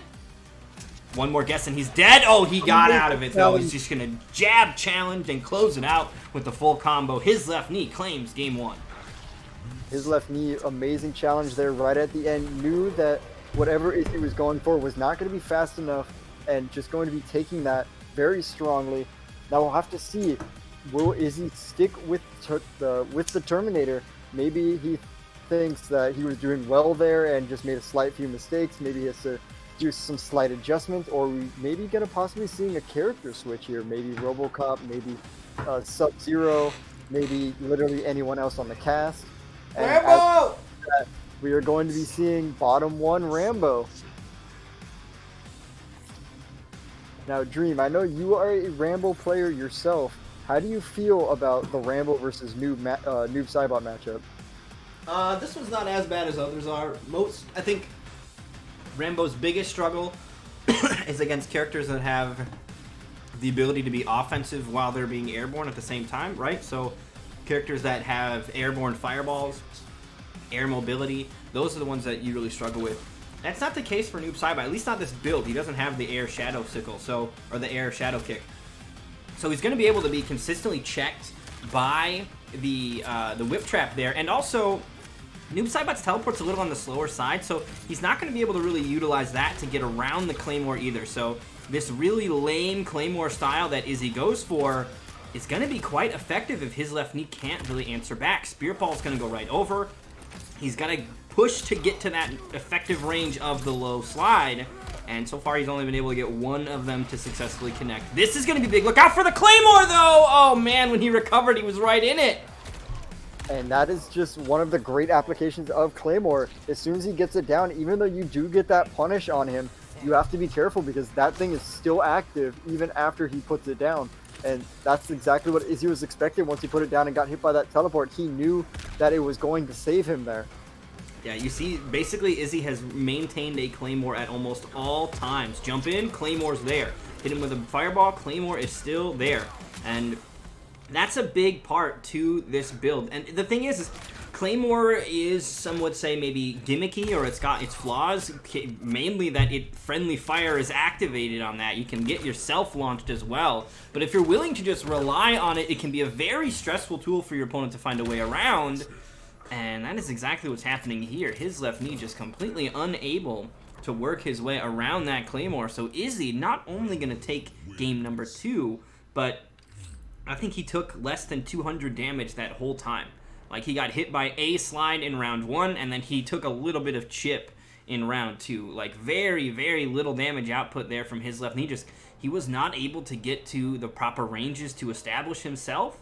And even when he was able to sneak in every now and then, there's just a Claymore waiting for him. Yeah, and that's just amazing matchup knowledge from Izzy, knowing that Noob Saibot doesn't have a lot of options of getting past this Claymore, so that's what he's just going to base his entire playstyle around. And now his left knee, knowing that he can't do much with Noob Saibot, makes the change to Cassie. Now, I like this pick, mainly because kneecapping is going to shut down all of, or at least allow for trades to start to happen. The problem with Rambo's Claymore and Whip Trap is he low profiles underneath the majority of fireballs. Kneecapping is going to allow Cassie to, like, say, at minimum, hey, if you want to keep on doing this, then we're both going to keep getting hit. But the main problem with that is Cassie Cage has 950 health. She cannot afford as many trades with Rambo as Rambo can afford with her. So yeah, I mean, that's the thing, is she can get damage off of hers. If she's at the right spacing, she can maybe amplify and go for damage. But that is very true that in the long run, she will lose a slow war of attrition, and, like, especially in situations like this, Rambo starts to take a life lead, and now you can't afford a trade war. You actually are going to have to work your way in and get an opening here. But Izzy seemingly completely changing tact as well, as it's now full-on offense here. There's the stance, scooped. One more. Oh, wow, what a bully. Oh, no. What a bully. Oh, no. That is the worst position to be put in against Rambo, in that corner with that Claymore down. That is a very scary situation to do. And if you just don't decide not to do anything, don't get out of there, this is just what's going to happen. This leopard crawl he's making full use out of. You make one mistake, he's going to keep you there. Oh, beautiful counter right there to get that damage off. And now this is the worst position for his left knee. No way of getting in. Now Izzy can go right back to that camping game and just sitting right behind that Claymore. Shots fired. Oh, the arrows are going to connect. He can't really afford a gun-placed game plan, but that's what Izzy's sort of baiting him into doing. He's saying, hey, look, I'm just going to shoot. You're going to have to shoot back to stop it. Because all of his other tools, he can't glow kick across it. Even the Claymore ends up catching him. And he's just not able to get anything started. His left knee kind of scrambling for an answer here to Izzy's extreme lame style Rambo. I think this is how you have to play Rambo, though. This character is not good. He's really not good. But if you can get away with some of his dumber stuff, it can be very difficult to get around. And it's the kind of thing that there are so few Rambo players that if you don't know how to deal with it, if you don't know which teleport or whatever you need, which move you can immediately do every single time you see him move, then it can be very problematic. Yeah, and as we were showing from that last game, incredible plays from Izzy there, starting off that game extremely aggressive to sort of believe that to throw his left knee off from thinking he's going back to that zoning game and try to go for the trade wars there.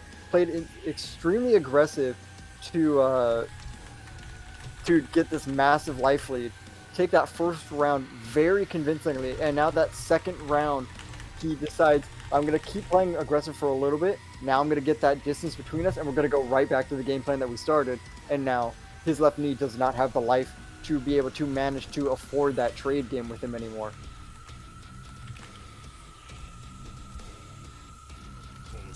So it looks like his left knee opting to switch up the variation here. Somebody might have been giving him some advice in the chat. I don't know who it is, but somebody out there hooking him up saying, do you have the air shadow dive? I don't know if Rambo can deal with that. And I'll be honest, I'm going to have to agree with this guy. I don't know how Rambo deals with the air shadow dive. It allows him to throw out a projectile, and Rambo's projectiles and even the Claymore don't do anything. But Izzy's completely forgotten about the Claymore. So now, okay, this is where you would... Okay, well, you don't walk into the Claymore. Step one, do not walk into the Claymore. He's got to get closer if he's going to use that air shadow dive. Yeah, it's a two-step plan of getting Bang! past Claymore here. Step one, don't get hit by the Claymore. Step two, also don't get hit by the Claymore. And it seems like Izzy is just going to try to keep making sure his left knee can't get past step one right now. Just doing everything he can. Well, he's got no more room to run anymore, though. Dude, back 2-2 into either finishing the string or the command grab is so gnarly. That crawl is just so good of a move. It sucks that Rambo's not that great of a character, but crawl is just so great when people just aren't expecting it. When you have that mind game constantly going with them, that crawl... Fatal blow! That's gonna kill his left knee, finding an answer here. Once you corner Rambo and he's ran out of estate to run away with, makes it kind of a little bit more difficult for him to be as annoying and pesky. Because one of the other things, too, is if he puts a Claymore down in the corner, he is, in some ways, limiting himself even further. Now he can't even move forward out of it. He's just got to sit there. Wow, great command grab read for a full combo. The jump in! Oh my god, his left knee is getting so much purchase. Oh, but no, Izzy shutting down all that momentum right now with that crushing blow. Dude, make the command grab an armor break. That's so whack. It really is. He's dead! Wow. His left knee turns it around with the new Cybot pick. Somehow, somebody hooked him up with some extra knowledge there. Although I will say, the air shadow dive didn't actually do a ton. It was just the threat of it, which may have been more effective. So maybe it's just having somebody in your corner is all that counts. Props to whoever's helping out, though. There's no rules about coaching. Props to that Dream Eater guy. I think it might be a fan account, but props to that guy. Very much appreciated for giving that tip to his left knee. Yeah, my Twitch name is The Real Dream Eater, or Dream Eater Official, I think is what it is. Dream Eater Official is where you can find me. Alright, going now into game number 5. Izzy foregoing the entire Rambo pick, going now with a Kano. I don't know much about the whole matchup between Kano and Noob Saibot. I feel like it's a pretty back and forth with trying to keep Kano from just Kano balling whenever he wants. But now that he has access to the variants of the slides mechanics, I feel Noob Saibot actually has a pretty decent option of keeping Kano in check in this matchup.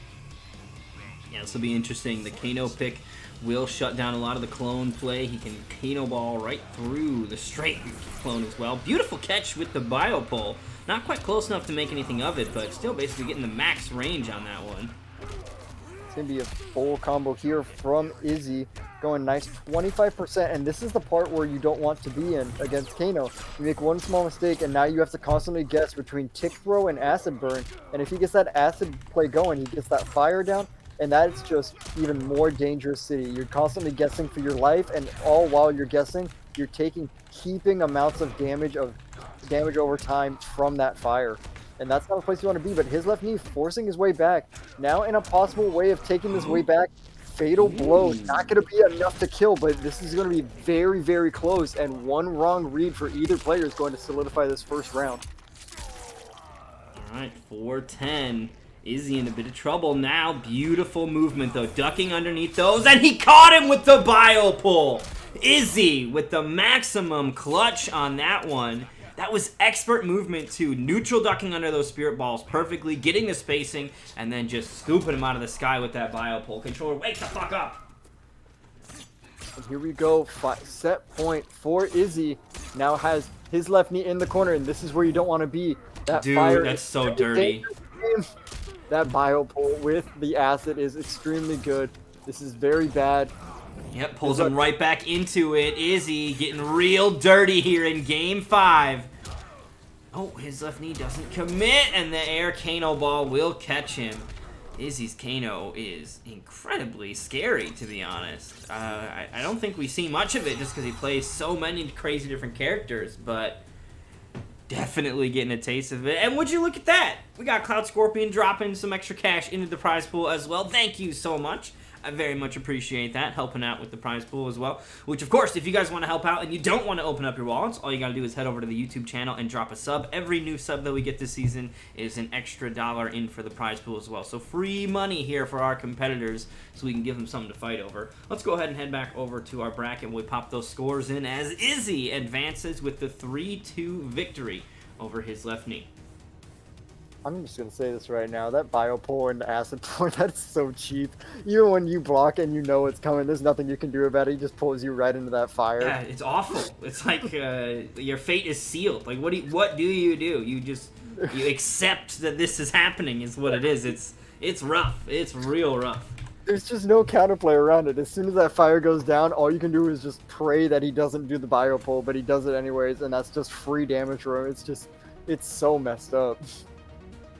Yeah, wild, dirty stuff. And I think, to be honest, when it comes to Kano, that plays into the dirtiness of Kano itself. Like, I think this is one of the best iterations of Kano. He's such a dirty, grimy character, and a dirty, grimy character as well in the game, right? Like, the gameplay matches the personality so well in this game. And he's not, like, over-the-top crazy good. He's not this insane, unbeatable character. He's very strong. I think viable is the way that I would word him for sure. We've seen some really great performances from many players, not just Kano players like Biohazard, but even at Final Combat, I think we saw Rewind busting out Kano here and there as well, because the character is solid. So really fun and exciting to see that character get some time in the spotlight. Because in previous iterations, Kano was not necessarily as good. I want to say in MKX, there were a couple of different times in the life cycle of MKX where Kano was good. Cutthroat Kano had like insane damage, but the problem was it was very meter heavy and required the use of the buff or whatever. But Kano, I think this is probably the best version of him, and in terms of personality, probably the best standout as well. Yeah, I would very much agree with you 100% there. Kano does have a lot of things going for him in this game. A lot of mix, a lot of dirty setups, as you were saying, dirty fighter. Got a lot of dirty setups to go with that. And personality-wise, the character just shines and shows off why people love why he's so nasty and dirty. And the character overall is just amazing concept. This guy that just doesn't play by the normal rules of the game, and he finds ways of cheating the system, cheating people out, and doesn't just care about anything or anyone except himself. And he's a scoundrel. Yeah, he's a scoundrel, and they perfectly show that in this game with his playstyle and his character himself. 100%. I genuinely enjoy the way that they've really brought the personality of the character into the character. And, he is definitely one of the characters whose personality, so, one of the things about Mortal Kombat to me that has always stuck out is that it's like, in some way, many of the characters are caricatures of, an individual, right? So, Scorpion is, this crazy, over-the-top vengeance at any cost. Nobody is that vengeful to the point where, killing them is not enough. And then Johnny Cage is, the most egotistical. He's got his own fucking name tattooed to his chest. It's crazy that person exists. That's not real, kind of egomaniac. And then you've got Kano, who is the craziest, grimiest, scummiest dude imaginable. He's selling out his own realm for just his own riches so that he can be a slime ball. And I think that's, really fun and always been a cool thing about the game, is that the characters are a lot of these kind of caricature, over-the-top, bombastic versions of themselves. And for them to be able to have that also come across in the gameplay, I think is really cool. Ooh, they're here, though. Let's get it on here as our winners finals about to be underway. AJ, our current reigning champ of the Nightmare Series. He's won 2 seasons in a row.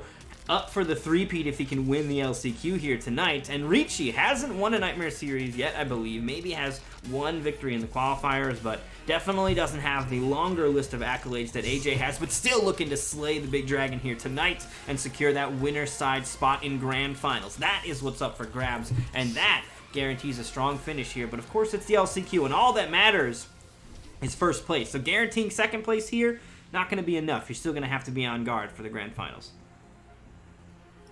All right, here we are going into the first game of the set. We have AJ back on his iconic Scorpion, Richie on Johnny Cage, and I actually love watching this matchup. It's very back and forth, very neutral dependent. Both characters rely on their heavy amounts of neutral game and controlling the pace of the match. Probably one of my all-time favorite matchups to watch.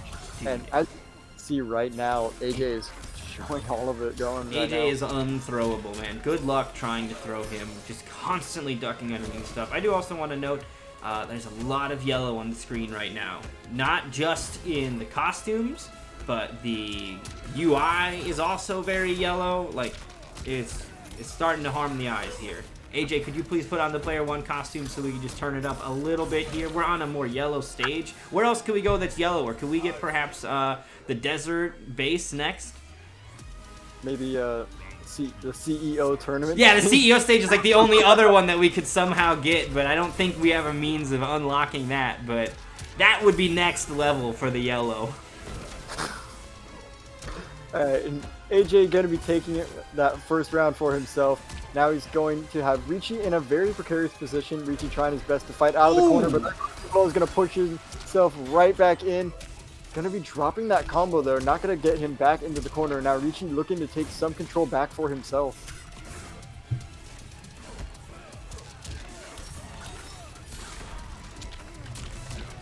Very nice opening there from AJ, reading the breakaway but not getting a punish. Now Richie trying to get some opening here, trying to get some sort of pressure back in right here. Now going to be last hit scenario for both players. One mistake is going to be taking the second round. Richie trying to get some chip going. AJ going for a raw teleport, not going to be working, and that's the second round going to Richie.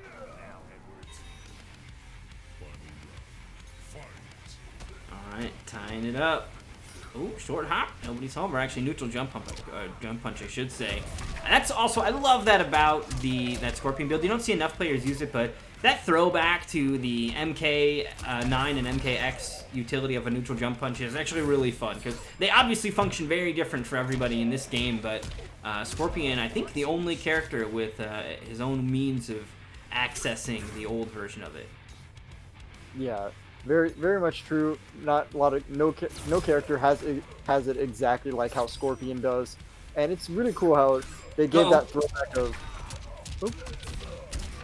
That has been happening to AJ quite a few times where we've seen just like a miss-spaced or mispositioned back two where he has to commit to the follow-up of that sword swing. We saw it against Izzy. Izzy let him get away with it. We kind of noted that multiple times that Izzy wasn't punishing that. It happened at least twice that I can recall. But here, Richie, as soon as AJ made that little slip-up, that little mistake, gave that window of opportunity, Richie very quick to capitalize. So yeah. I think that AJ's going to need to be very careful and maybe want to tighten that up a little bit, because those back two punishes this deep in the bracket, winners finals, going to be problematic.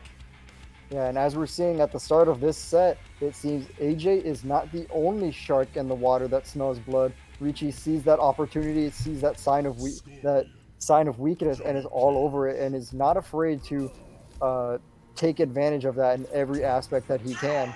AJ hopefully can find some adaptation here, or Richie might just run away with the rest of the set.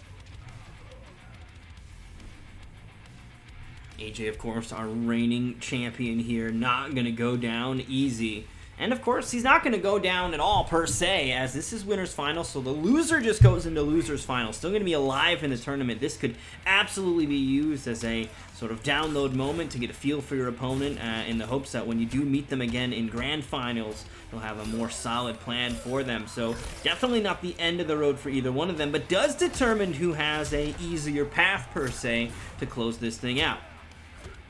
Now we did see an escape failed here. Beautiful micro duck for AJ, but we did see an escape failed, so now AJ has access to one of his 2 crushing blow throws. Boom. Now you have to be extremely careful. One wrong move and that's going to be goodness. He's taking. Oh no, he dropped the combo. A rare drop from AJ will leave Richie with 20 health left, but won't be enough as the teleport is going to be the damage necessary to chip him out all the way and for AJ to claim round number 1. Wow, beautiful opening start. Another surprising drop. No neutral jump punch there from AJ, but still keeping a lot of pressure going here. This is going to be a full combo, and here we go. Not dropping the combo this time.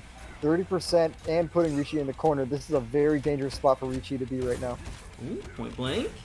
Backs away, but the spear from downtown will trigger the KB as well. Now there is a breakaway. We've seen AJ catch people like that before. It looks like Richie's seen it as well. If he would have gone for a breakaway, that would have been launching and devastating, but Richie hangs on to his defensive meter, and in doing so hangs on to his life bar. He will spend it now, running out of health to work with, and that should be the chip out as AJ closes out game 2, slicing the superstar in half, no less.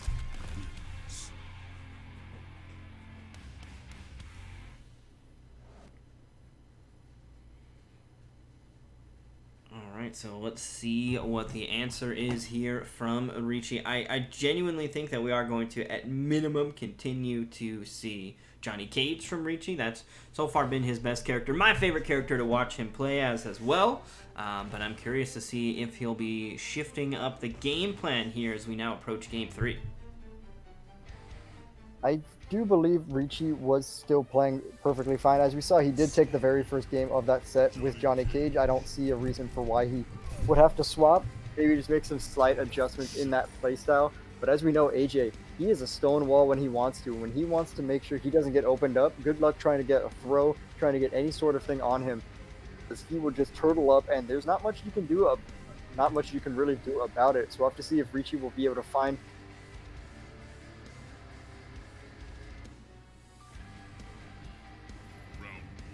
Man, this soundtrack is so good. This is a soundtrack for a game called The Last Spell, for anybody curious. That's obviously not what all of this is, but this particular song, for the next 2 minutes, The Last Spell. Good stuff.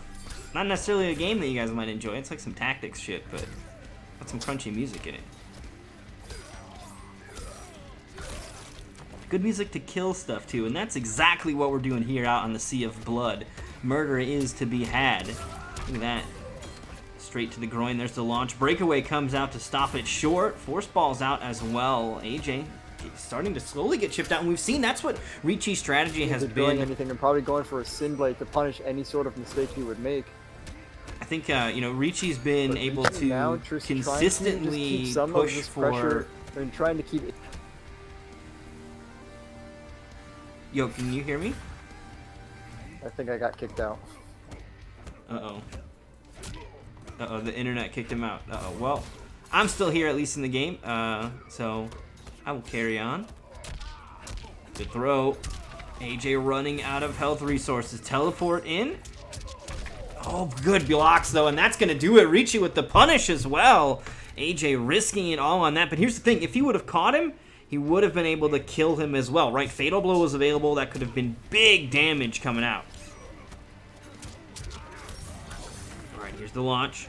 Breakaway will be forced. Oh, but look at that. Actually interrupting that overhead flip kick. That's it. The thing about that overhead, too, is so many players are afraid of it. It's very difficult to block, right? It's very fast. But if you're swinging, you will oftentimes actually interrupt it. If you're poking, it will get over your pokes, right? Your down 3s, your down 4s, your down 1s. Many of those, it will low crush. But if you're swinging with jabs or something a little slower, it will end up stuffing that out many times.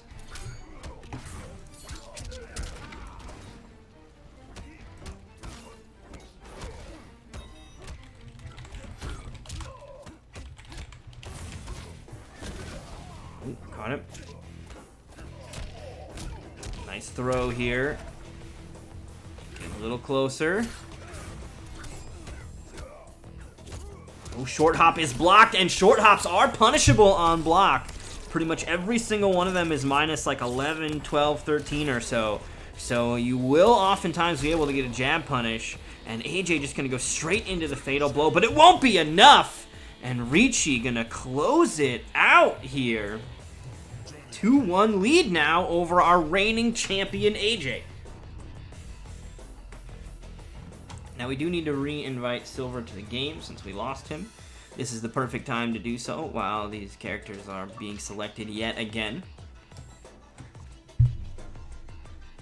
But man, what a match between these two, and potentially not going to be the only time we see them throw down here. Winner of this goes to the winner side of Grand Finals, where they will patiently wait to see who will challenge for that top spot in our Grand Finals. The loser will go to Losers Finals, where they will fight for the chance to get the run back. So whoever loses is still going to have an opportunity at duking it out yet again in our Grand Finals here. This is, in a lot of ways, maybe just a teaser of what's to come in our Grand Finals here. But I'm sure that our other players in the lower bracket, Robitussin and Izzy, would love to get that shot at the Grand Finals themselves. So no guarantee that these players will meet again. We got Dukyu asking for the forearms guy. Goro is not in this, right? So there's just Shiva. It's the forearms girl.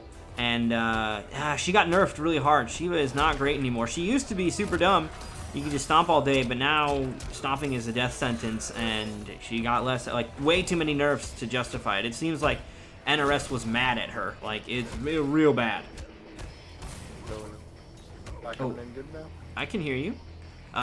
Make sure you go AFK so you don't get fed to these next guys, but it looks like you're able to get back into the lobby as well. Excelente. Sorry about that, everybody. Had some slight technical difficulties, but I should be good to go now for the rest of this event. Oh, well, now you've gone and done it. The curse has been passed. Let's see if you can last the next hour here. Richie not going to last the last bit of this round here, though, as AJ able to secure round number 2. We do see here a switch in variation, though, from AJ, at least in the costume department. He may actually still be using the same abilities, but sometimes the drip is genuinely all that it takes to put you to that next level. If you got to feel comfy in the clothes you're wearing, you know what I mean? So sometimes just like, all right, it's time to bust out the real fancy costume and really blow them up. Which, I gotta say, this white Scorpion outfit is clean. I genuinely like this, and AJ's like the only one I see regularly wear this one. This, to me, every single time I see this one, I think of AJ, because 80% of the time it is AJ, and the other 20%, it's me trying to do my best AJ impression. Keep in mind, I fuck up the Sin Blade combos all the time.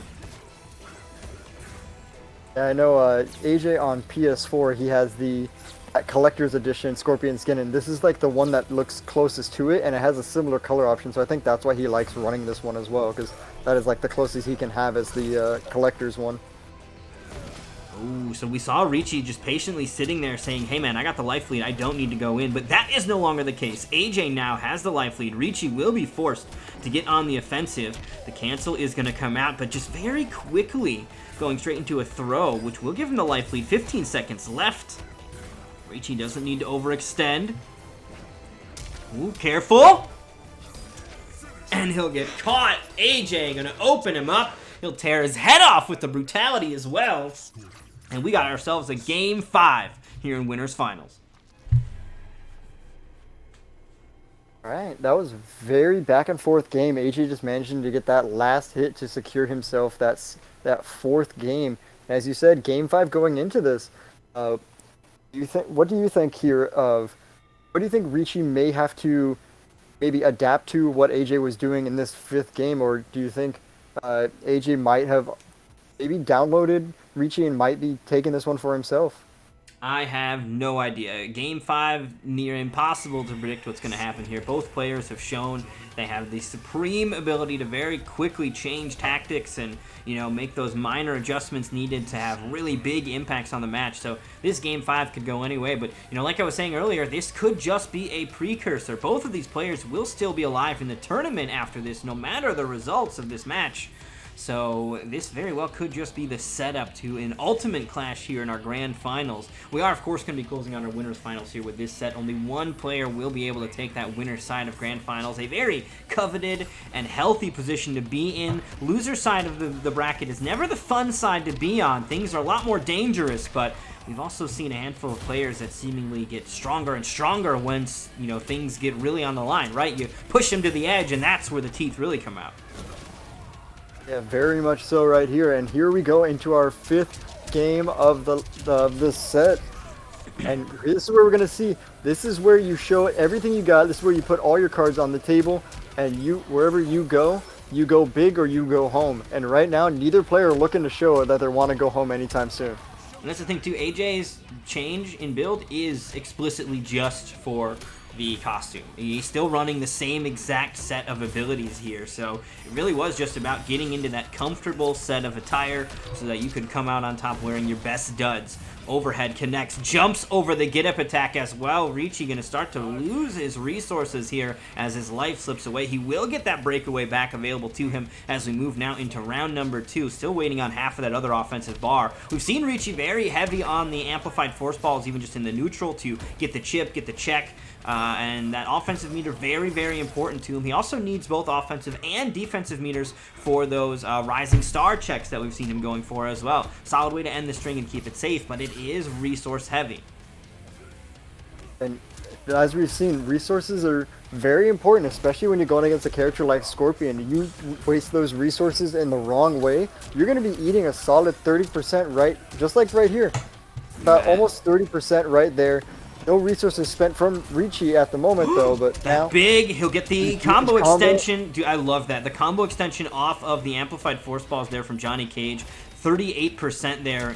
Gonna keep Richie back in this fight, but the crushing blow will be enough to just plow through the rest of that health bar.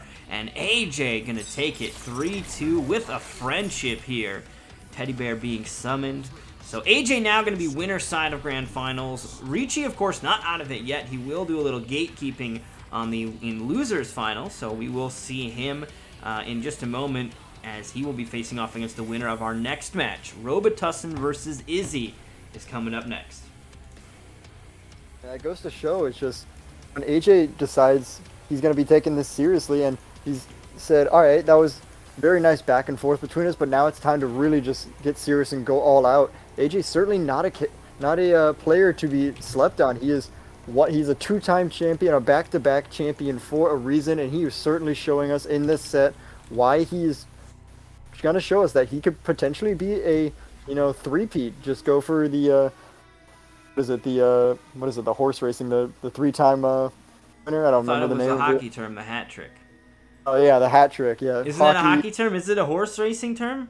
There's like a thing where if you win like the 3 different like races, like there's 3 different races. If you win all of those, then it's like a certain term. But I think it might be hockey as well. The hat trick.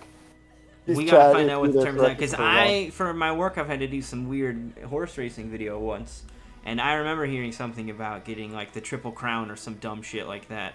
Which maybe I think it might be the Triple Crown, yeah. Which is what that is. So we'll maybe get our crack team of researchers to get to the bottom of that, because otherwise my brain is going to sit here and fester upon not knowing what that actually is anymore. Don't you hate that when you like have something just on the tip, like, oh, I know who that guy is, but you don't know exactly, and you'll just sit there for hours trying to figure it out until you do? Yeah, that is the worst thing. I hate that so much. It just, like, it's always at the tip of your tongue. You can never quite reach it, but you know it's there, and you'll never be able to find out what it actually is until you actually look it up. Exactly. And then you'll be like, fuck, I knew it. But no, you didn't, dumbass. That's why you're here. But... And if any of you guys that are watching this, hopefully maybe on Dream's YouTube channel, which you guys do hopefully guys do subscribe to, make sure you guys flame us in the comments telling us how stupid we are. But make sure you guys, while you're here, subscribe to Dream Eater's YouTube channel. Every subscriber that he does get, he is adding $1 to the pot.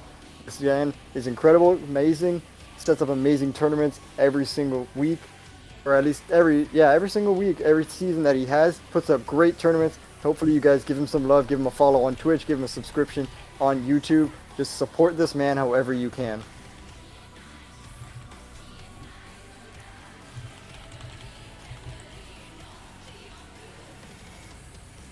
seems we got both our players here in the lobby. Robitussin versus Izzy. This should be an exciting match. Izzy looking to go Kotal Khan. Robitussin going straight to his Liu Kang. I don't know much about this matchup. I think it's going to be a lot of maybe just slow playstyle. Liu Kang has that patience with his amazing zone abilities, and Kotal Khan, once he has that life lead, he does have the sun, he does have the totems. There's a lot of ways of just sort of laming you out, so it's going to be really interesting to see how these two react to each other once someone gets a life lead. Alright, the internet says that it's the Triple Crown. Okay, it's the Triple Crown. Alright, had there to we get to go. the bottom of it. Had to get to the bottom of it. There we go. This just in, everybody. It's the Triple Crown. Ooh, Kotal time! Let's go! Izzy is busting out all the weirdos today. I mean, we've seen Arnold, we've seen Rambo, now we're seeing Kotal. Command grabs every single time. I'm into the theme here. Oh, there it is! Scooped up! Take a drink. Turning the command grab that he just took back from Robitussin. Now we're going to have to see, will Izzy be able to keep this momentum, or is Robitussin going to be able to find a way out of this corner? But right now, this is one of the most dangerous places in the game to be against Kotal. You have no room to go, and now you're in his game. He's allowed to command grab you. He can back up whenever he wants to, build up all of this damage, or just sit in that sun. And this is a place that you never want to be against Kotal Khan. Beautiful throw to turn the tides here. Robitussin now looking to corner Izzy. Kick string comes out. Beautiful blocks by Izzy, and straight into the command grab. We'll also get the side switch. Amplify is going to get some decent damage. 18%. And what the fuck what is the that? Kotal, are you high? Why did you throw the wrong way? He still kills him with the sun, but why did he go the wrong way? I know Kotal Khan's throw can side swap, but I didn't know it meant side swap the character himself. Right, dude? He got, like, overly zealous about it. That was so weird looking. Why would you even give us the option? What the hell was...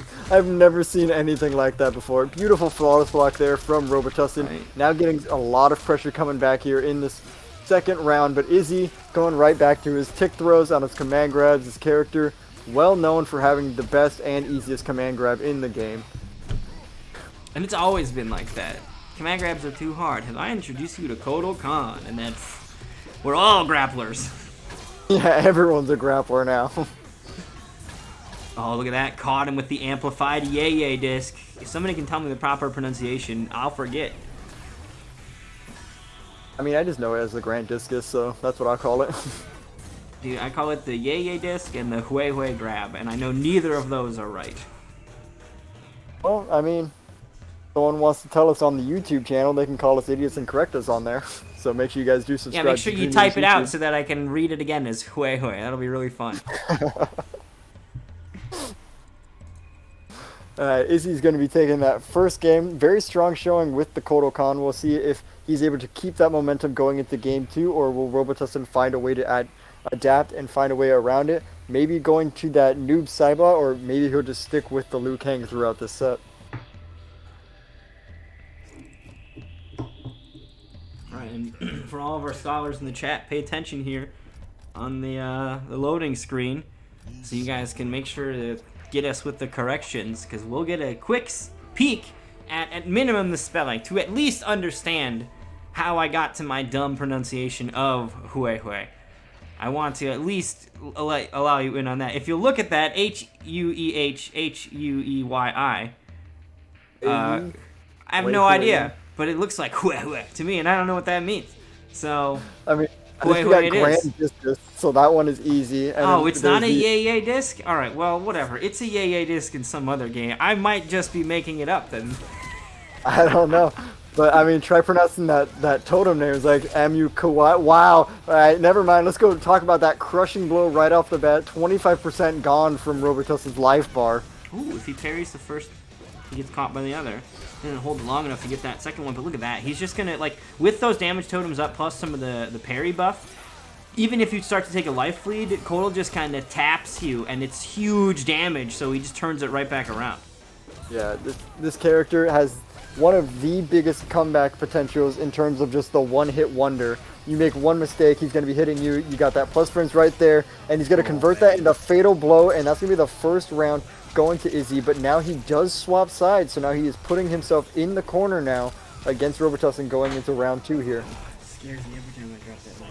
Absolutely worth it, though, I think. You know, a round is a round. I think Hallelujah Grab is a pretty good one for it. I'm also fully aware that that's not accurate, so the problem is still there, but I could get behind Hallelujah Grab. What's going on, Terrifier? I've been pretty good. Having fun here checking out our LCQ action, seeing which one of these fine combatants are going to make it into the finale. We've only got 4 of them left, and we're about to cut it down to 3. Thank you, Dream Eater, because now I will forever be calling that the Hallelujah Grab. He does sort of rise you up in a Hallelujah motion, so that is a great fitting name for it. Exactly, dude. Drink the wine of the Savior from the belly of the enemy. Now, Robitussin looking and don't to try thank me, thank fight Hero. Hero's the one that dropped it in the chat. That's for Yeah. me. I'm just adapting your guys' idea. The Hallelujah Grab. Let's go. Amazing neutral jump there from Robitussin. Not going to get much traction off of it, though, as Izzy looking to close this one out, but that crushing blow is now going to maybe start a comeback here for Robitussin. Izzy didn't even drop his block, and he avoided the high fireball the there. Power of the fucking sun. Izzy's just going to troll him. He's going to bully him here and make him die to the sun again. He's going to summon the sun, and he's going to say to him, oh, never mind, he's going to swing a sword. But look, dude, that's what I thought. Just the threat of if I call my friend the sun, you die was so terrifying. Because I don't know what Robitussin does. How does Robitussin beat that? Does he go for Fatal Blow and hope that he hits before the damage ticks and that the... Like, that's the only way I think he gets around that, and I don't think that it would work. I think that's what he if he had a little bit of extra health, maybe, but he didn't have enough to make that work even. That was exactly what Robitussin was looking for there. He went for the Fatal Blow because he believed Izzy was going to be putting up that sun. But Izzy just knew that perfectly and just went in for a regular button, stuffed him out of that Fatal Blow, and chipped him out for the win. And that's going to be a 2-0 lead for Izzy right now. Looking to make it a quick 3-0 unless Robitussin has something to adapt and say about that.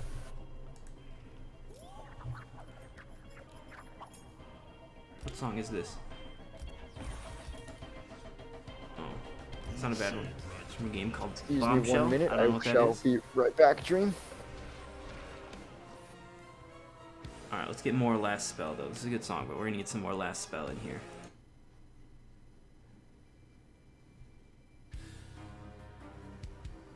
Round 1. Fight. This is good music to throw down to.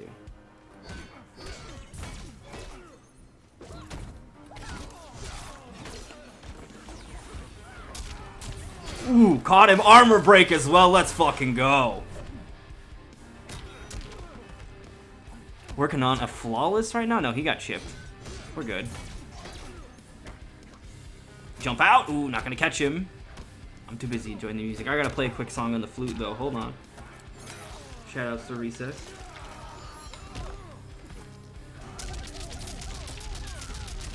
Fuck. It keeps happening. I've got so much flute juice that it keeps falling out when I'm loading up the flute.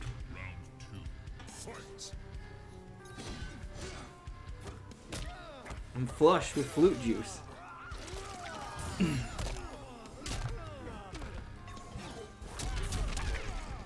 Alright.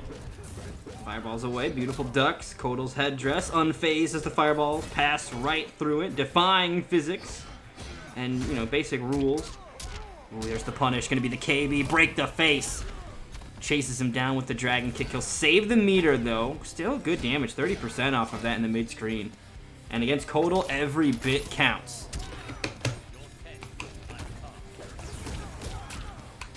Dude, and by the way, this song has just been killing it this whole fucking game.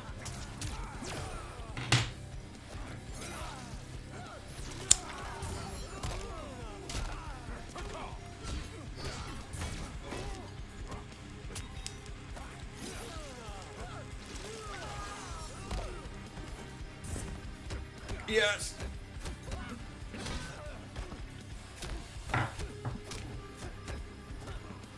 Oh, he's dead.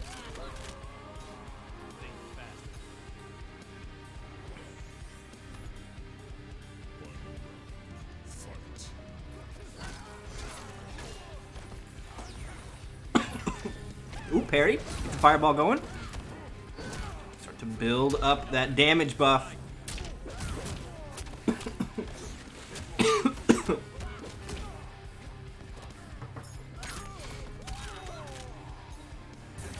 Ooh, wake up attack connects.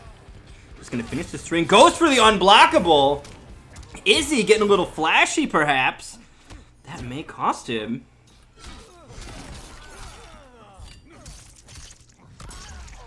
Ooh, fatal blow time. Let's go. I don't think this is enough damage to kill. Robitussin will be hanging in there. But just barely slams him down for 420 damage. Oh, you know what that means. Chip avoided. Hanging in there. The sun is out. Robitussin, what do you do? Oh, and the pizza delivery just sent it straight to the dome on that one. Izzy will take it with a 3-0.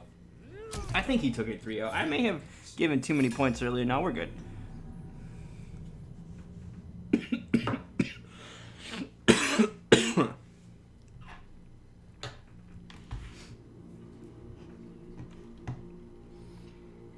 So let's head back over to our bracket here where Robitussin and Izzy fought, and Izzy took it 3-0. With the out of nowhere Kodal pick. Like, what a strange occurrence. But I think Kodal is genuinely a really strong character, and in the right hands can be insane. And Izzy has already shown that talent knows no bounds, so having some fun with some oddballs here, but making these characters that maybe we see less of look incredibly powerful. So let's go ahead and move into our losers finals then, which is going to be Richie versus Izzy.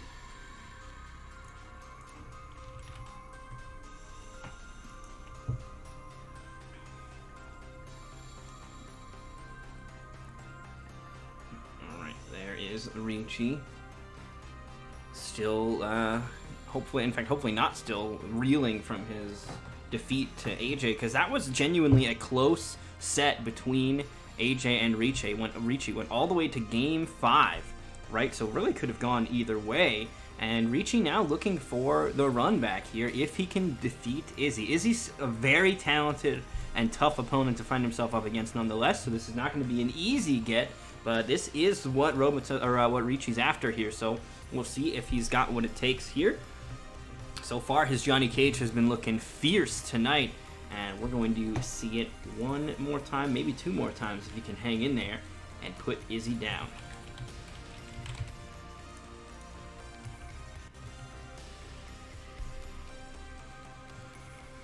Alright, so Izzy on player 1 side, retaining his position from before. He is now in the loser's bracket gauntlet. No more breaks. You know, typically throughout the night, after a set, win or lose, you get some time off. Now, what you do with that time, hit training mode, hit the fridge, hit ranked, whatever you want to do during that time is up to you. But once you get to a certain point in the bracket, it's just rapid fire match after match. There's no time to rest after a win.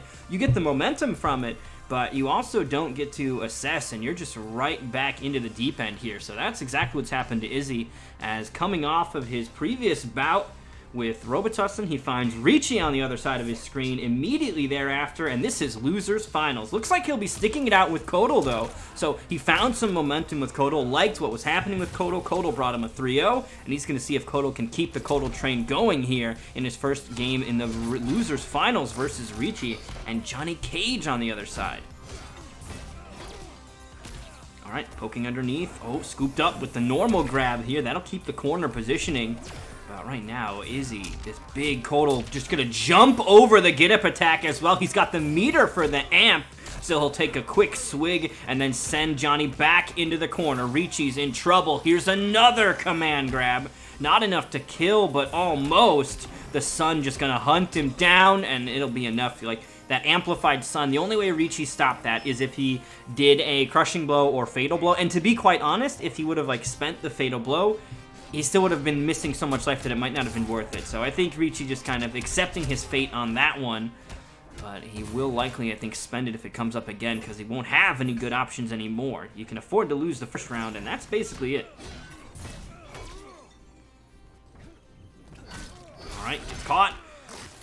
Goes for the sword swipe as well. Not going to catch an armor break, but it's still a great ender as a combo ender anyway, right? So for Kodal players, that route is a great route. And in particular, the way that his armor break works, like a lot of characters' armor breaks, or maybe not a lot of them, but a decent number of them, the way that the strike comes out, it doesn't actually cover every angle like you would want it to, but Kotal Khan's is a sword that comes from the bottom of the screen up to the top of the screen as an anti-air. So if they fall into that at all, it'll work. So certain characters whose armor breaks, people can fall underneath or fly over. Not a thing for Kotal. And Kotal gonna go ahead and shut it down for game 1. Izzy keeps the momentum as he secures that first victory here. Glory to the Oshtek on this one.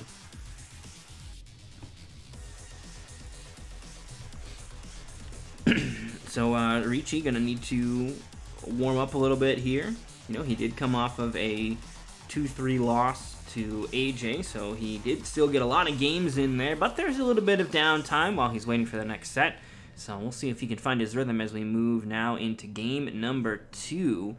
I think Kotal is a really, really strong character, and in some ways really tough to crack. You know, he's got more health than almost every character in the game. I think only RoboCop and Shao Kahn now have more health than him, so just an absolute beefcake. Lots and lots of health to get through, and of the characters with more health than everybody, he's one of the few characters that can also heal, and his heal is really good, right?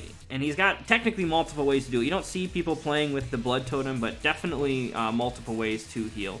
Also want to give a thanks to Repertoire for the follow as well. Glad you're having fun checking out the Nightmare series.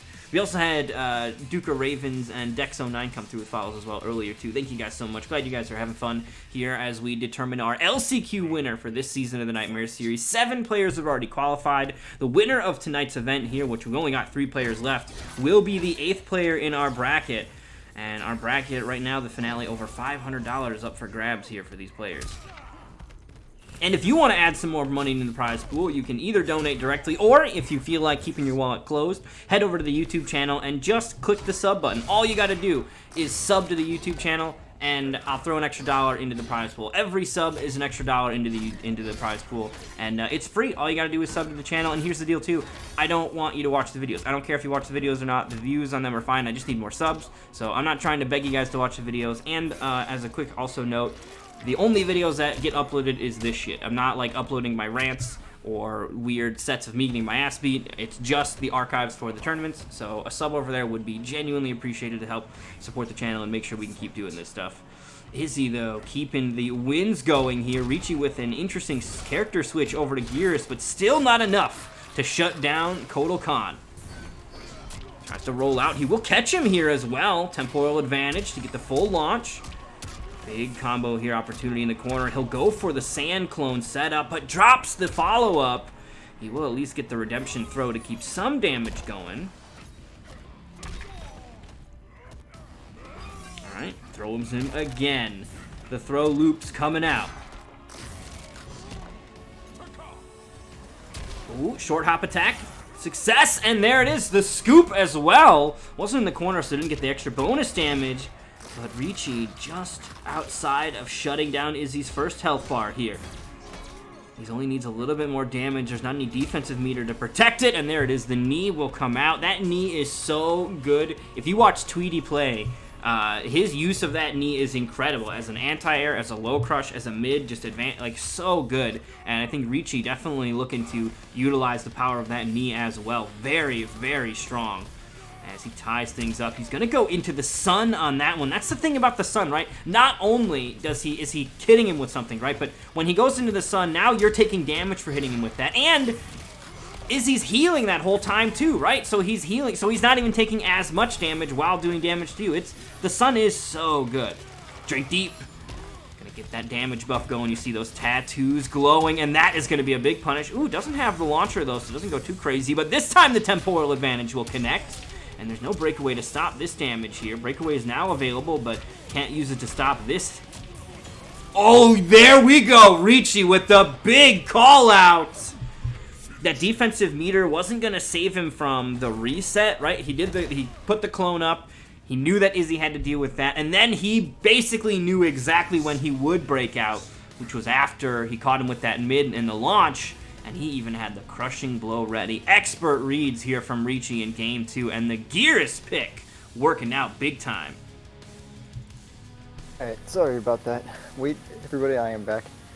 Oh, you're all good. You did just miss an incredible close out there, though, from Richie. I mean, he was making huge reads on that one. A big answer here to Izzy's Kodal, and it begs the question now, I'm sure, do we continue to see Izzy's Kodal? Izzy has been, of course, known for many, many characters, not just beholden to Kodal, and it looks like he's going to be busting out RoboCop. 1050 was not enough. He needs maximum health, 1100 coming through in the full Stormtrooper outfit. Let's go. And this is a very interesting pick from Izzy. Now, RoboCop, probably one of the better zoners in the game, as we said, with the 1100 health, has the ability to trade with most characters and win. The only thing here is Richie has Quicksand on Geras, which makes him immune to projectiles as soon as he hits you. So Izzy's going to have to be really careful with how he zones out Geras, because Geras will be able to get in quite easily if Izzy makes one mistake. Yeah, you mentioned that, he can trade with most characters, but Geras is not one of them. That is a character that will be able to successfully kind of avoid that and turn that sort of scenario into his favor. So Izzy hasn't been really relying on that. Instead, up close and personal, has some decent damage to start with, but Richie looking to answer back. We've got a couple of command grabs coming through. Immediate ops charge to get out of there, though, and now we're at the full screen game, but you see the hesitation from Izzy, not just mindlessly throwing out those fireballs or those gunshots, knowing that he can get checked, and there's a big boot checking him with the air ops charge. Beautiful plays from Izzy right now. Yeah, Izzy is playing this really well. He's throwing at his... He's not just spamming his bullets downrange. He's being a little bit more precise, throwing them down in like an unreadable pattern. And Richie's just trying his best to get in. But every time he throws out that quicksand, Izzy either just short hops or blocks it, and he's just shutting down all of Richie's counter zoning options right now. Yeah, he's being very selective with his projectile placement, and he's doing it in such a way that it is catching Richie, a character that is, typically going to defeat mindless zoning, but Izzy's approach is a lot more methodical, and it's paying off. And here's the thing, Izzy, we talk about him playing a bunch of characters. He has put a lot of time with RoboCop, a couple Nightmare Series wins with RoboCop, looking to maybe add another one here. Finds himself cornered, just lets loose with the rest of the clip on that one. A meter will be spent. Now he gets out of the corner. Of course, a quicksand will get him right back in, not in the corner, but Geras is on top of you after this, and there it is. Beautiful call out. Snap the leg. Not enough to kill, but it's very close here, Silver. Yes, Richie is on to a commanding lead right now with those two crushing blows that we saw in this round. Izzy's certainly not out of it yet. One touch into Fatal Blow will take this game for himself, so Richie has to be extremely careful with any mistakes he makes. Beautiful anti-air right there. Really, that was standing 3 anti-air. Yeah. I don't think I've seen that before. A new time for everything, I suppose, here. Let's rip with the rifle. Amplified shots do have to be blocked. They've got tons of pushback as well. You see now, though, Izzy keeping his opponent locked down, but lets him out of the corner here. Although, I don't necessarily know if that really matters, because ultimately, Geras has got to work his way in, right? He's not going to be able to win these full games. I think Richie's realized that Izzy's zoning is not the kind of thing that he's going to be able to just challenge with a quicksand here and there. And really good meeting there with the flamethrower. Richie tried to do some sort of wake-up options twice, but both times they just got stuffed by that flamethrower. Very active for a long time, so if you make one mistake other than blocking, you're going to be setting up for a restand. And what happens when you get that restand like that? Sets you up for a perfect strike throw mix-up, which Izzy's been trying to do as much as possible. But this is a big combo opportunity for Richie. Okay, gonna send him into the corner here. Now Richie just needs a quick hit into his Fatal Blow, though, and he could absolutely run away with this one. He's got the clone ready. Oh. Richie is in Fatal Blow range, so if Izzy makes one mistake, it get the suck, but he's going to use that OCP air charge, and that is going to be the second game, or the third game, my mistake, going to Izzy, putting him one game away from, I believe, meeting AJ in Grand Finals. Yep, very nicely done by Izzy, keeping him out of the sky. That was definitely a case where if Richie caught him with a single hit at any time for those last few moments, it would have been enough to kill. But Izzy doing a great job of basically preventing that from happening. Master Hisashi, we can go ahead and throw predictions up for the Grand Finals when we get there. So for our next set of the evening, we'll put the predictions up for those of you guys that have been earning some points here tonight. You guys have been perhaps getting a little bit more familiar with our fighters. If you think you know who's going to take our Grand Finals showdown, we'll go ahead and have those predictions up for you guys to bet your coins on. But here we go, Richie continuing to lock in here with Gearus. So that means that Johnny Cage will not be coming back out. He can't afford to lose another game. He's locked in with Gearus here. Izzy can still switch if he loses this game for Game 5.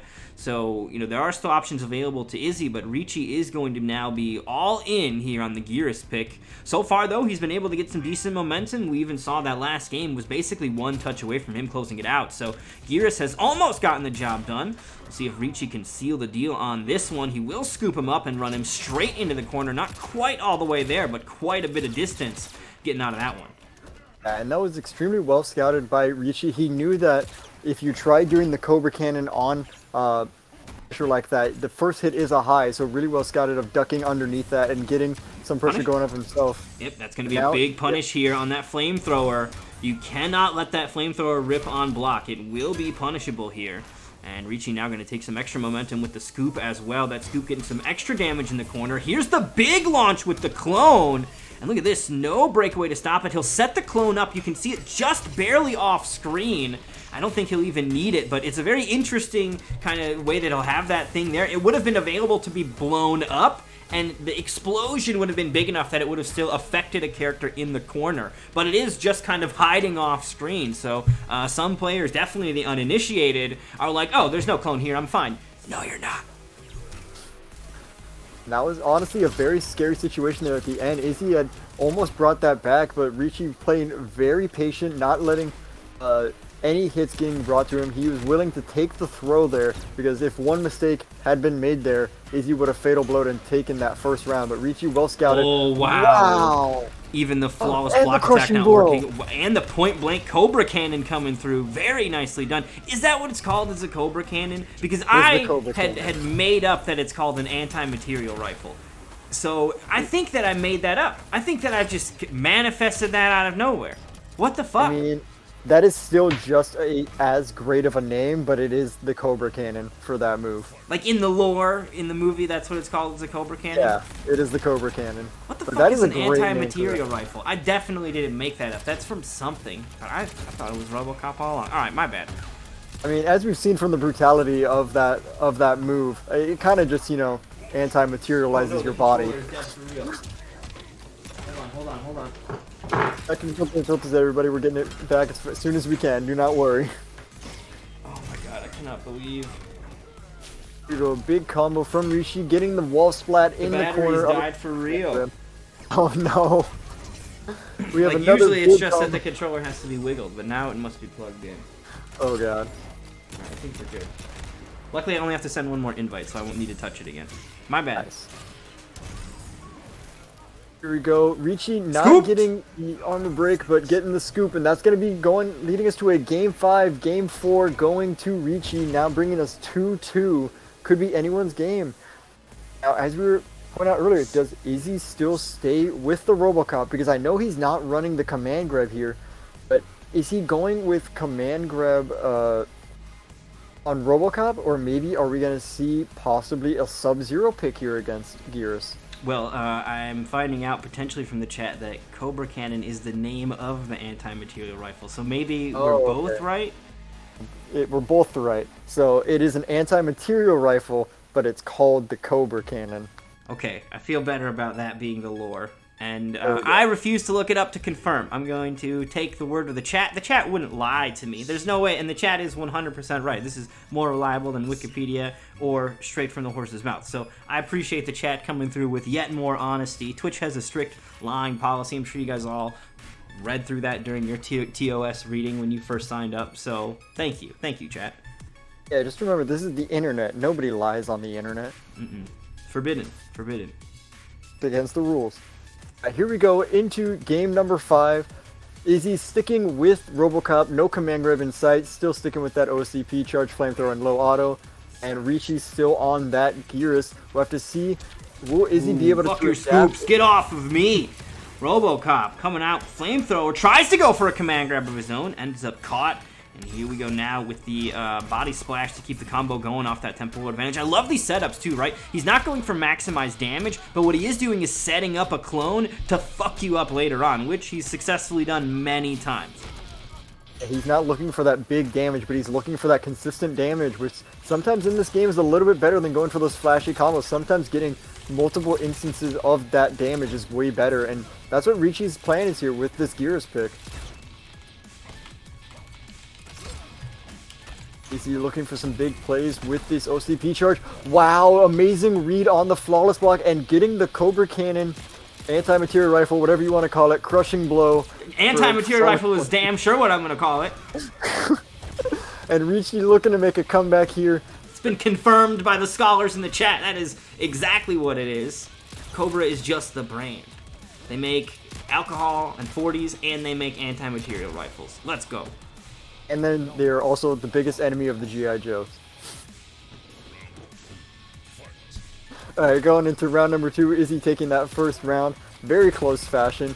Now Richie looking to try and get his way in here, but Izzy using the Cobra, anti-material Cobra Cannon to take Richie down here. Alright. There's the low, straight into the rifle, full screen with him as well. That's one of the powers of it. Even on block, it's sending you full screen, but if you get hit by the anti-material Cobra Cannon on a hit, you're definitely going full screen. Oh, there we go! Caught him with the ops charge! That's gonna fly right over the sand. And Izzy gonna take it 3-2 over Richie. What a closeout here, and we are potentially going to have RoboCop in our grand finals. We've seen Izzy switch it up all the time, but to even have it in the losers finals is crazy enough. We saw Rambo earlier from Izzy. Izzy really giving representation to some of the characters we do not see a lot of, so a big fan of that, and we're going to continue to see Izzy in our grand finals as he now is about to face off against AJ. Let's take a quick look back at our bracket because this is not going to be their first encounter. As we saw at the top of the evening, AJ versus Izzy has already happened, and it was a 3-0 to Izzy. One of the only 3-0s of the night. There were a few others as we take a look around. Izzy was able to secure one of the other ones that we saw here, but that was a really, really dominant game there for AJ. So we'll see what Izzy's changed up since then, because he's now making his way into grand finals. Yeah, we'll have to see. Is he going back to that Kung Lao that we saw at the beginning, or maybe are we going to Rambo. see Rambo, maybe RoboCop again, maybe the Sub-Zero that he was hinting at from before, Kotal Khan, fucking any character on this cast that you want to say. Right, yeah, dude, spin the wheel, man. Whoever you want. Spin the wheel. You think Izzy just has a wheel next to him that he just spins, like just a Wheel of Fortune thing? He just spins it, like, alright, this is the character I'm going to play during this set. Yeah, man, turns out it's a Shang Tsung set. Let's go. Like, let fate decide. They ask the magic conch, and it just says Frost, and that's what you got to do. Alright, so we've sent an invite out to AJ. I think I sent it to AJ. I may have fucked up and sent it to the wrong person. I guess we'll find out momentarily, but I'm pretty sure I sent an invite to AJ. So AJ will be joining us here in just a moment for our grand finals as we close out the evening here. This has been a really, really exciting set of events here. Ooh, it's a starting match. So this, I hope, is AJ. Yes, we do. We got AJ in the building. Alright, just remember, folks, Izzy here is on the loser side of the bracket, so in order to take this tournament, he first has to beat AJ in a 1-3 to send him to the losers, and then beat him in another 1-3 to take this tournament set, where AJ only has to win one 1-3 to win. Yep, Izzy, that L next to his name is going to signify that he is on the loser side of the bracket, so he'll need to basically beat AJ once, and then beat him again. You know, it's a double elimination bracket. Oh yes, the prediction. Somebody said it. Let me type him in. My bad. I will get it down very quickly. Izzy going Kano here in this matchup against AJ. Here we go in our first game. Bio pull right off the bat. Going to force a breakaway away from AJ, but now Kano, he's going Kano into AJ. We did see this earlier, I believe, against, correct me if I'm wrong, against his left knee. I'm not sure who it was against. Yo, Daily Nader coming out of nowhere, gifting a bunch of subs to everybody. Thank you so much. Dailynator with the big gift bomb out to everybody. Dailynator, of course, a big supporter here of the Nightmare series, so much appreciated. Glad to see you come through yet again. Hope you're having fun here with the Nightmare series as we get into our grand finals and two of our most talented competitors duking it out over our finale spot. Only one of them can make it. Izzy off to a beautiful start, though. Acid's out. AJ's in trouble. He's trying to bleed out here, burning away. Not quite enough. Flawless block on the Acid, too. That is going to reduce the chip, and the pushback makes it a bit more punishable. So AJ could absolutely turn this one around. Fatal Blow now available for both. That means that AJ's one hit away, and the Kano Ball from above takes him out. Izzy claims game one, or round one. Yo, thank you so much, Dailynator. I really, really appreciate it. Been a big help to keeping the Nightmare series alive and going throughout the last year or so that we've been running it, and it has been a ton of fun. Really been happy to provide a cool place for everybody to hang out and play the game, and even if you're not playing, if you just enjoy watching the game, for people that like enjoying the viewership of the game, been really a lot of fun to provide a cool show for you guys to watch. And it's been cool to represent the Xbox side of things, right? There's a lot of events going on, but almost all of them are PlayStation side. So this is cool to have some options for the Xbox folks to get out there and get some games in. This will be a punish on that bio pull. Izzy trying to get perhaps a little bit too fancy. Yo, we miss you too, Black Lives Matter. We miss you too. The best Jax in the business, unfortunately, hasn't been able to play over here recently, but man, one of my absolute favorites to watch. Alright, backs away. Kano Ball will get the connection from above. I don't know what has happened to Silver. Are you around, Silver? Are you alright? You cut out in the middle of a sentence, and then it seems like the internet swallowed him for good. I'll take that silence to mean that we may have lost him for now, but perhaps he'll be back, no worries. As we now move through, big crushing blow as he closes out the combo. 320 and the bleeding can begin. The breakaway, he'll save it for a more safe opportunity when he knew that the overhead wasn't going to come in. Smart play.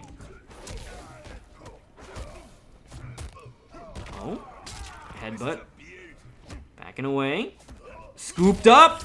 That's Fatal Blow territory now for both players. Gets the air-to-air. Went for the armor break, but AJ didn't spend it. But he'll die anyway as the lumbar check is going to tear Scorpion in half. And Izzy claims game one. Okay, so here's the deal. I can't actually hear the game. So I don't know what the characters are saying. I don't know what the intros are saying. I don't know what the music sounds like in the game. That's why it's turned off. But at the end of every game, I see AJ's mic flickering, and I'm curious, is AJ talking shit? You guys would be able to hear better than I can't hear, so if you guys can hear AJ letting his opponent know what's up, let me know, because that sounds fun. Hello, hello. Oh, there, Silver has returned. Welcome back. I knew we'd get you back in here. It couldn't be forever. That would be too cruel to lose you forever. That would have been, of course, I say I'm back for good. I did curse myself, and then I did kicked out. Exactly, man. I know too much about the curse. If you say it with enough confidence, the universe is ready to pull the rug out from underneath you. So I'm giving you another 10 minutes before you bump out at least one more time. Yep, we will have to see. Don't talk about it. We're good. All right, Izzy up first game. We'll have to see, can AJ make the adaptations there? Or is Izzy going to be continuing this powerful stride with this actually pretty decently sized, with this decent Kano? He was keeping a lot of pressure going. These bio pulls, though, maybe getting himself killed just a little bit. But right now, AJ is starting to show off with these, showing he's now a grappler with all of these throw loops going on against Izzy right now. Very interesting to see a different adaptation of a Scorpion playstyle here. I mean, Izzy was busting out the throws himself, so AJ looking to let him know, hey, I've got some of these too. And while they're not maybe as powerful as lumbar check, I genuinely believe that Scorpion's throw strike game is one of the best. Beautiful armor break here by Izzy, though. Absolutely calling out AJ's plans here. And if you're that deep in your opponent's head, that definitely starts to send a message that they are in trouble, because when you're getting called out like that, it starts to make you hesitate, starts to make you question what you're going to do. And in that little bit of moment of hesitation, they start to capitalize big time, which is exactly what Izzy's doing. And this right here, really great punish there from AJ. Gonna force the breakaway away from Izzy. Now one hit away, either player, if either one makes a mistake, that is going to be the end of the round here. Beautiful command grab there. Not enough to quite kill yet, but the But the Knives is going to take that first round going towards Izzy, and this Kano pick looks to be a very, very strong pick for himself right now. Being able to capitalize on any mistake AJ has been making and continuously putting up massive amounts of damage for each mistake he's made. Alright, jump in. Nothing going to be happening. Empty jumps, and Izzy, yet again, another hit on that low poke. So what he's doing is a poke into a command grab, and what happens is if you block that poke, the command grab will catch you. But if you get hit by the poke, the command grab actually ends up whiffing. So Izzy kind of hoping his opponent will be blocking, and he's not, and it's starting to cost him. But here his opponent's blocking a bit too much as the command grabs continue to connect. Scoops him up over and over again for a lumbar adjustment. Bile pull too far, and the reversal punish. AJ knew he had it. Wow, you can actually break away out of that like early enough? Dude, I was so impressed when I saw that AJ armor broke somebody the other day. Oh, wow, beautiful brutality. AJ armor broke somebody the other day after like the spear KB when they tried to break out, and I was like, damn, that was so cool. AJ finally found a use for that armor break. And then turns out that they just fucking armor broke, or they broke away late. Is that really what happened? Is that the opponent broke away too late? That's so dumb. That system is so fucking wild. Yeah, it seems to be just like with his teleport, you can just break away instantly before Scorpion is allowed to do literally anything. And Izzy, great knowledge of knowing that, and was able to really take that game without so much of a hitch. And now that's a 2-0 lead, one match away from resetting the bracket and sending AJ to losers in order to see who will truly take this tournament. Yeah, you know, the chat is kind of talking about a patch, whatever. I'm honestly shocked that we haven't gotten news about a patch.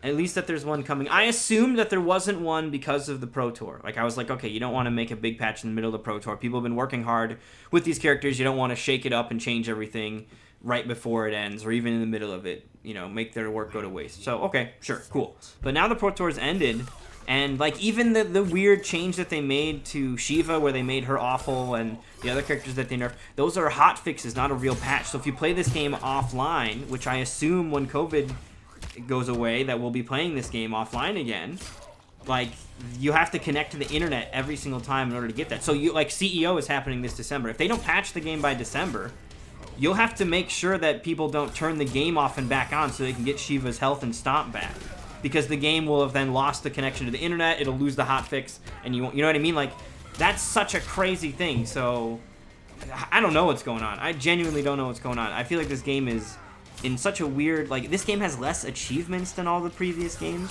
Like, what? How did that happen? How does MKX have more?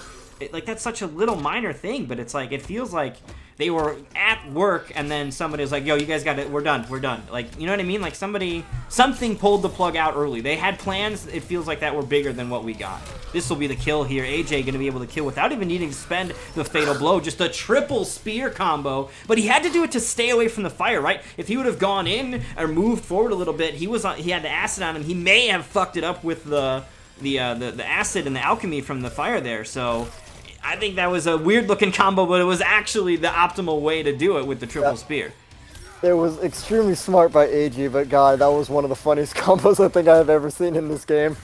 It did 16% for 2 bars, and all he did was just throw the spear and amplify it. Alright, going into round number 2 here. AJ starting with a strong lead right now, 70% gone, and that is going to be another 19, another 27% gone. Wow, micro ducking after the overhead, and that's going to be a brutality. Game 3 going by in a flash for AJ. And that is now going to be 2-1. Yep, AJ answers back here. Definitely not letting this one go easy. We saw AJ get a 3-0 on Izzy the last time they fought. Obviously not the case, but it's not going to be a complete inverse of that. No Bizarro land happening here. Izzy will be kept away from the 3-0, but still one game away from resetting the bracket here. And if he resets the bracket, it's back to another 1-3, and at that point, Izzy will have the momentum behind him, and he absolutely could be able to turn it around. Yeah, we'll have to see, will Izzy make some minor adjustments to that. He's not going to swap characters. He feels extremely confident in this Kano pick, going straight back to him. AJ on that well-known Scorpion. Seems he is not running that extremely clean white outfit we're seeing. We're going with the classic Scorpion look here.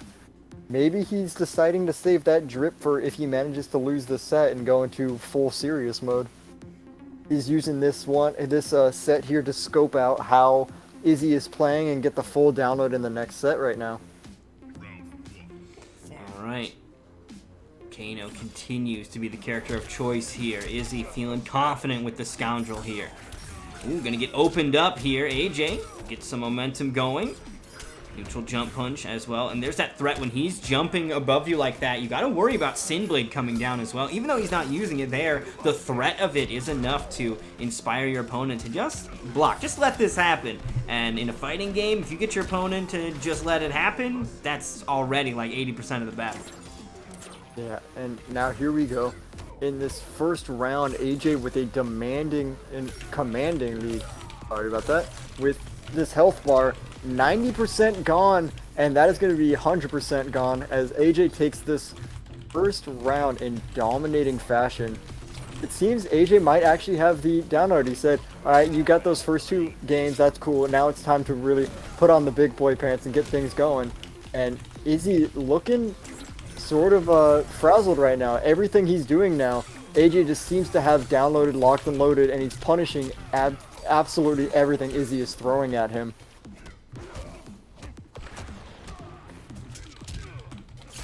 Beautiful microduck there on the command grab. Not going to get a full combo punish there.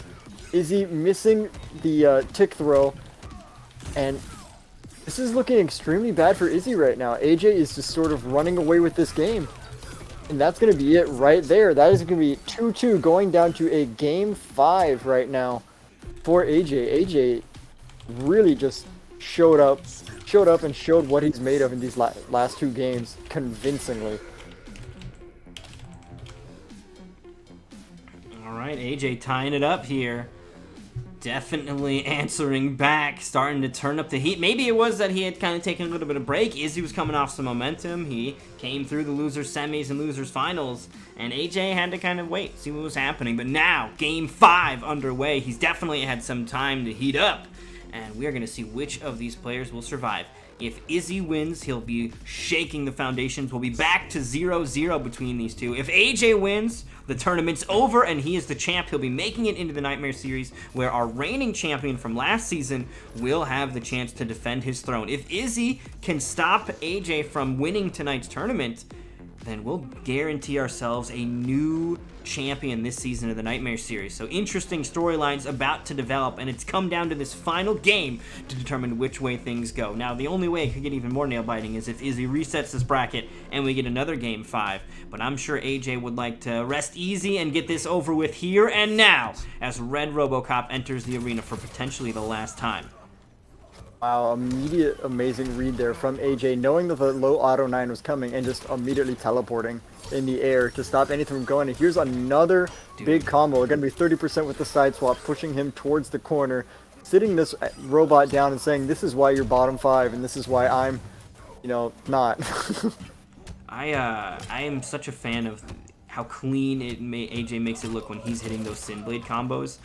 Going for the Sinblade mid combo there is not an easy thing to do. All too often you'll get a short hop that doesn't even end up connecting, but AJ is very clean about it. Or you do it too slow, right? But AJ is very frequently able to make that happen for him. There's that Sinblade again, and look at how far that pushback is. No one's punishing that. Maybe not nobody. Slide is super fast, but very few characters are able to contest at that range. Here's the throw from AJ. Neither player working with a lot of health here, though, Silver. One of them's going to go down. Yeah, very last hit situation. Either one of them makes a mistake here, and that's going to be the round right there for Izzy. Going on to set point, possibly a reset, unless AJ can manage to bring this one back. AJ got a little desperate there, thought that Izzy might try to shoot him down. I mean, he didn't have a lot of health left, so a gunshot would have been all it took. But Izzy wisely hanging on to that block button. So set point now available for the young prodigy. Only 11 years old, and just an incredibly talented player here. AJ, beautiful read on that roll. This is going to be huge damage right here. Ending it with an uppercut, 35%, and keeping the corner. One small mistake is going to be taking this round. Reading the roll, really great by Izzy. Now he has full corner control. And Izzy with the command grab. This is a very bad spot to be. AJ does not care, jumps out of the corner, and we're going to final round of this set. Potential reset or tournament set here. Maximum suspense here. AJ with the teleport cancel will just immediately grab him instead. But, oh man, look at that. Izzy ready for another grab to follow up. He'll get full damage off of this one. The command grab for the side switch as well. AJ had to spend defensive meter to get away with that throw attempt. So that little bit of defensive meter means no breakaway. Full damage instead. Not quite far enough for the KB, but AJ going to take the normal damage instead anyway. Great Ooh, lobotomy. right It's a there. robot. Doesn't even matter. As long as he didn't hit the right circuitry, he's fine. Look at that. See, he's still moving. No problem. And AJ looking to close this out as soon as he can. Izzy trying to keep some space here, but this could be it. Ooh, As he's long got as the it's up, damage. that's it. That's going to do it. The spear going to be just enough. And AJ going to bring it home. A 3-2 victory over Izzy in our grand finals. What an incredible reverse 3-0. AJ lost those first 2 games to Izzy's Kano and said, all right, now it's time to actually get serious. Just pushes up his glasses and then just goes full sweat mode, taking that game back, taking the entire set back in convincing fashion. And he is going to be moving on to the finale as the winner of the LCQ. Absolutely. A really, really solid performance here from AJ. He is our champion tonight. He will be joining our 7 other players. We can take a quick look at our points for those of you guys that want a quick reminder of who did already make it. So the already qualified players are going to be our top 7 on here. Slick Beats, Tweety, Blackout, Kusanagi, Too Easy, Sully, and Blaze all qualified via points. And Justin will be joining them as the 8th and final player for this season's finale here. So big thanks to all of our players for coming out and fighting. Only one player was going to make it through in the LCQ, and it looks like, of course, we've got Justin who's going to claim that spot. So AJ who's going to claim that spot. Congratulations to him. AJ also, of course, our reigning champion. Right? He's our reigning champion. So this was really key for him to be able to get back in there. He didn't play throughout the majority of the season. He only played in, like, I think the opening event where we tried to get, a lot of people came out for the opening event. It was on the Xbox main stream. Aquaman was there. So it was a big ordeal for the first event. But since then, things have kind of died down a little bit. AJ kind of receded back into the COD playground, having some fun shooting some guns. But when it comes to the opportunity to protect the throne, AJ came out when it mattered. That was the LCQ. Got the spot where it counted, so we will definitely be seeing him in the finale. And then, of course, that means that we could absolutely be seeing a repeat championship here for AJ in the finale. It's going to be a little bit harder for Road because he's not going to get any selection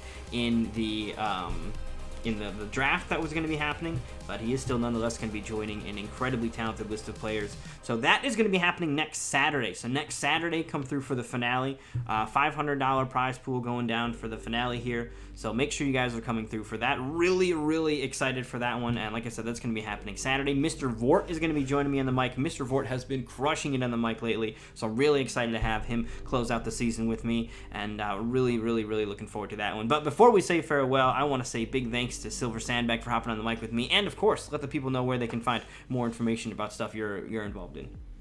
If you guys do want to find out more about me, you guys can follow me on Twitter at Silver Sandbag. You guys can also follow me on Twitch at twitch.tv/silversandbag. I do host a Xbox only exhibition for Mortal Kombat 11, and we're going to be hosting our event tomorrow at 4 p.m. EST, or at 7 p.m. EST. My mistake.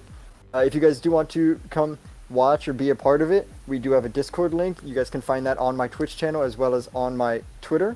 And if you guys do want to see Dream Eater participate, you guys can also come and watch him be a part of it, and it's going to be fantastic. We are currently in our 4th episode of the season right now. At the end of the season, the top 8 people in points will be battling it out in a tournament to take home a $150 cash prize. So make sure you guys do come follow me. Follow me on Twitch, follow me on Twitter, come by and join the Discord for Silver Ring of Valiance. And thank you guys so much for coming out. Thank you so much for Dream for having me, and I hope you guys have an incredible rest of your night.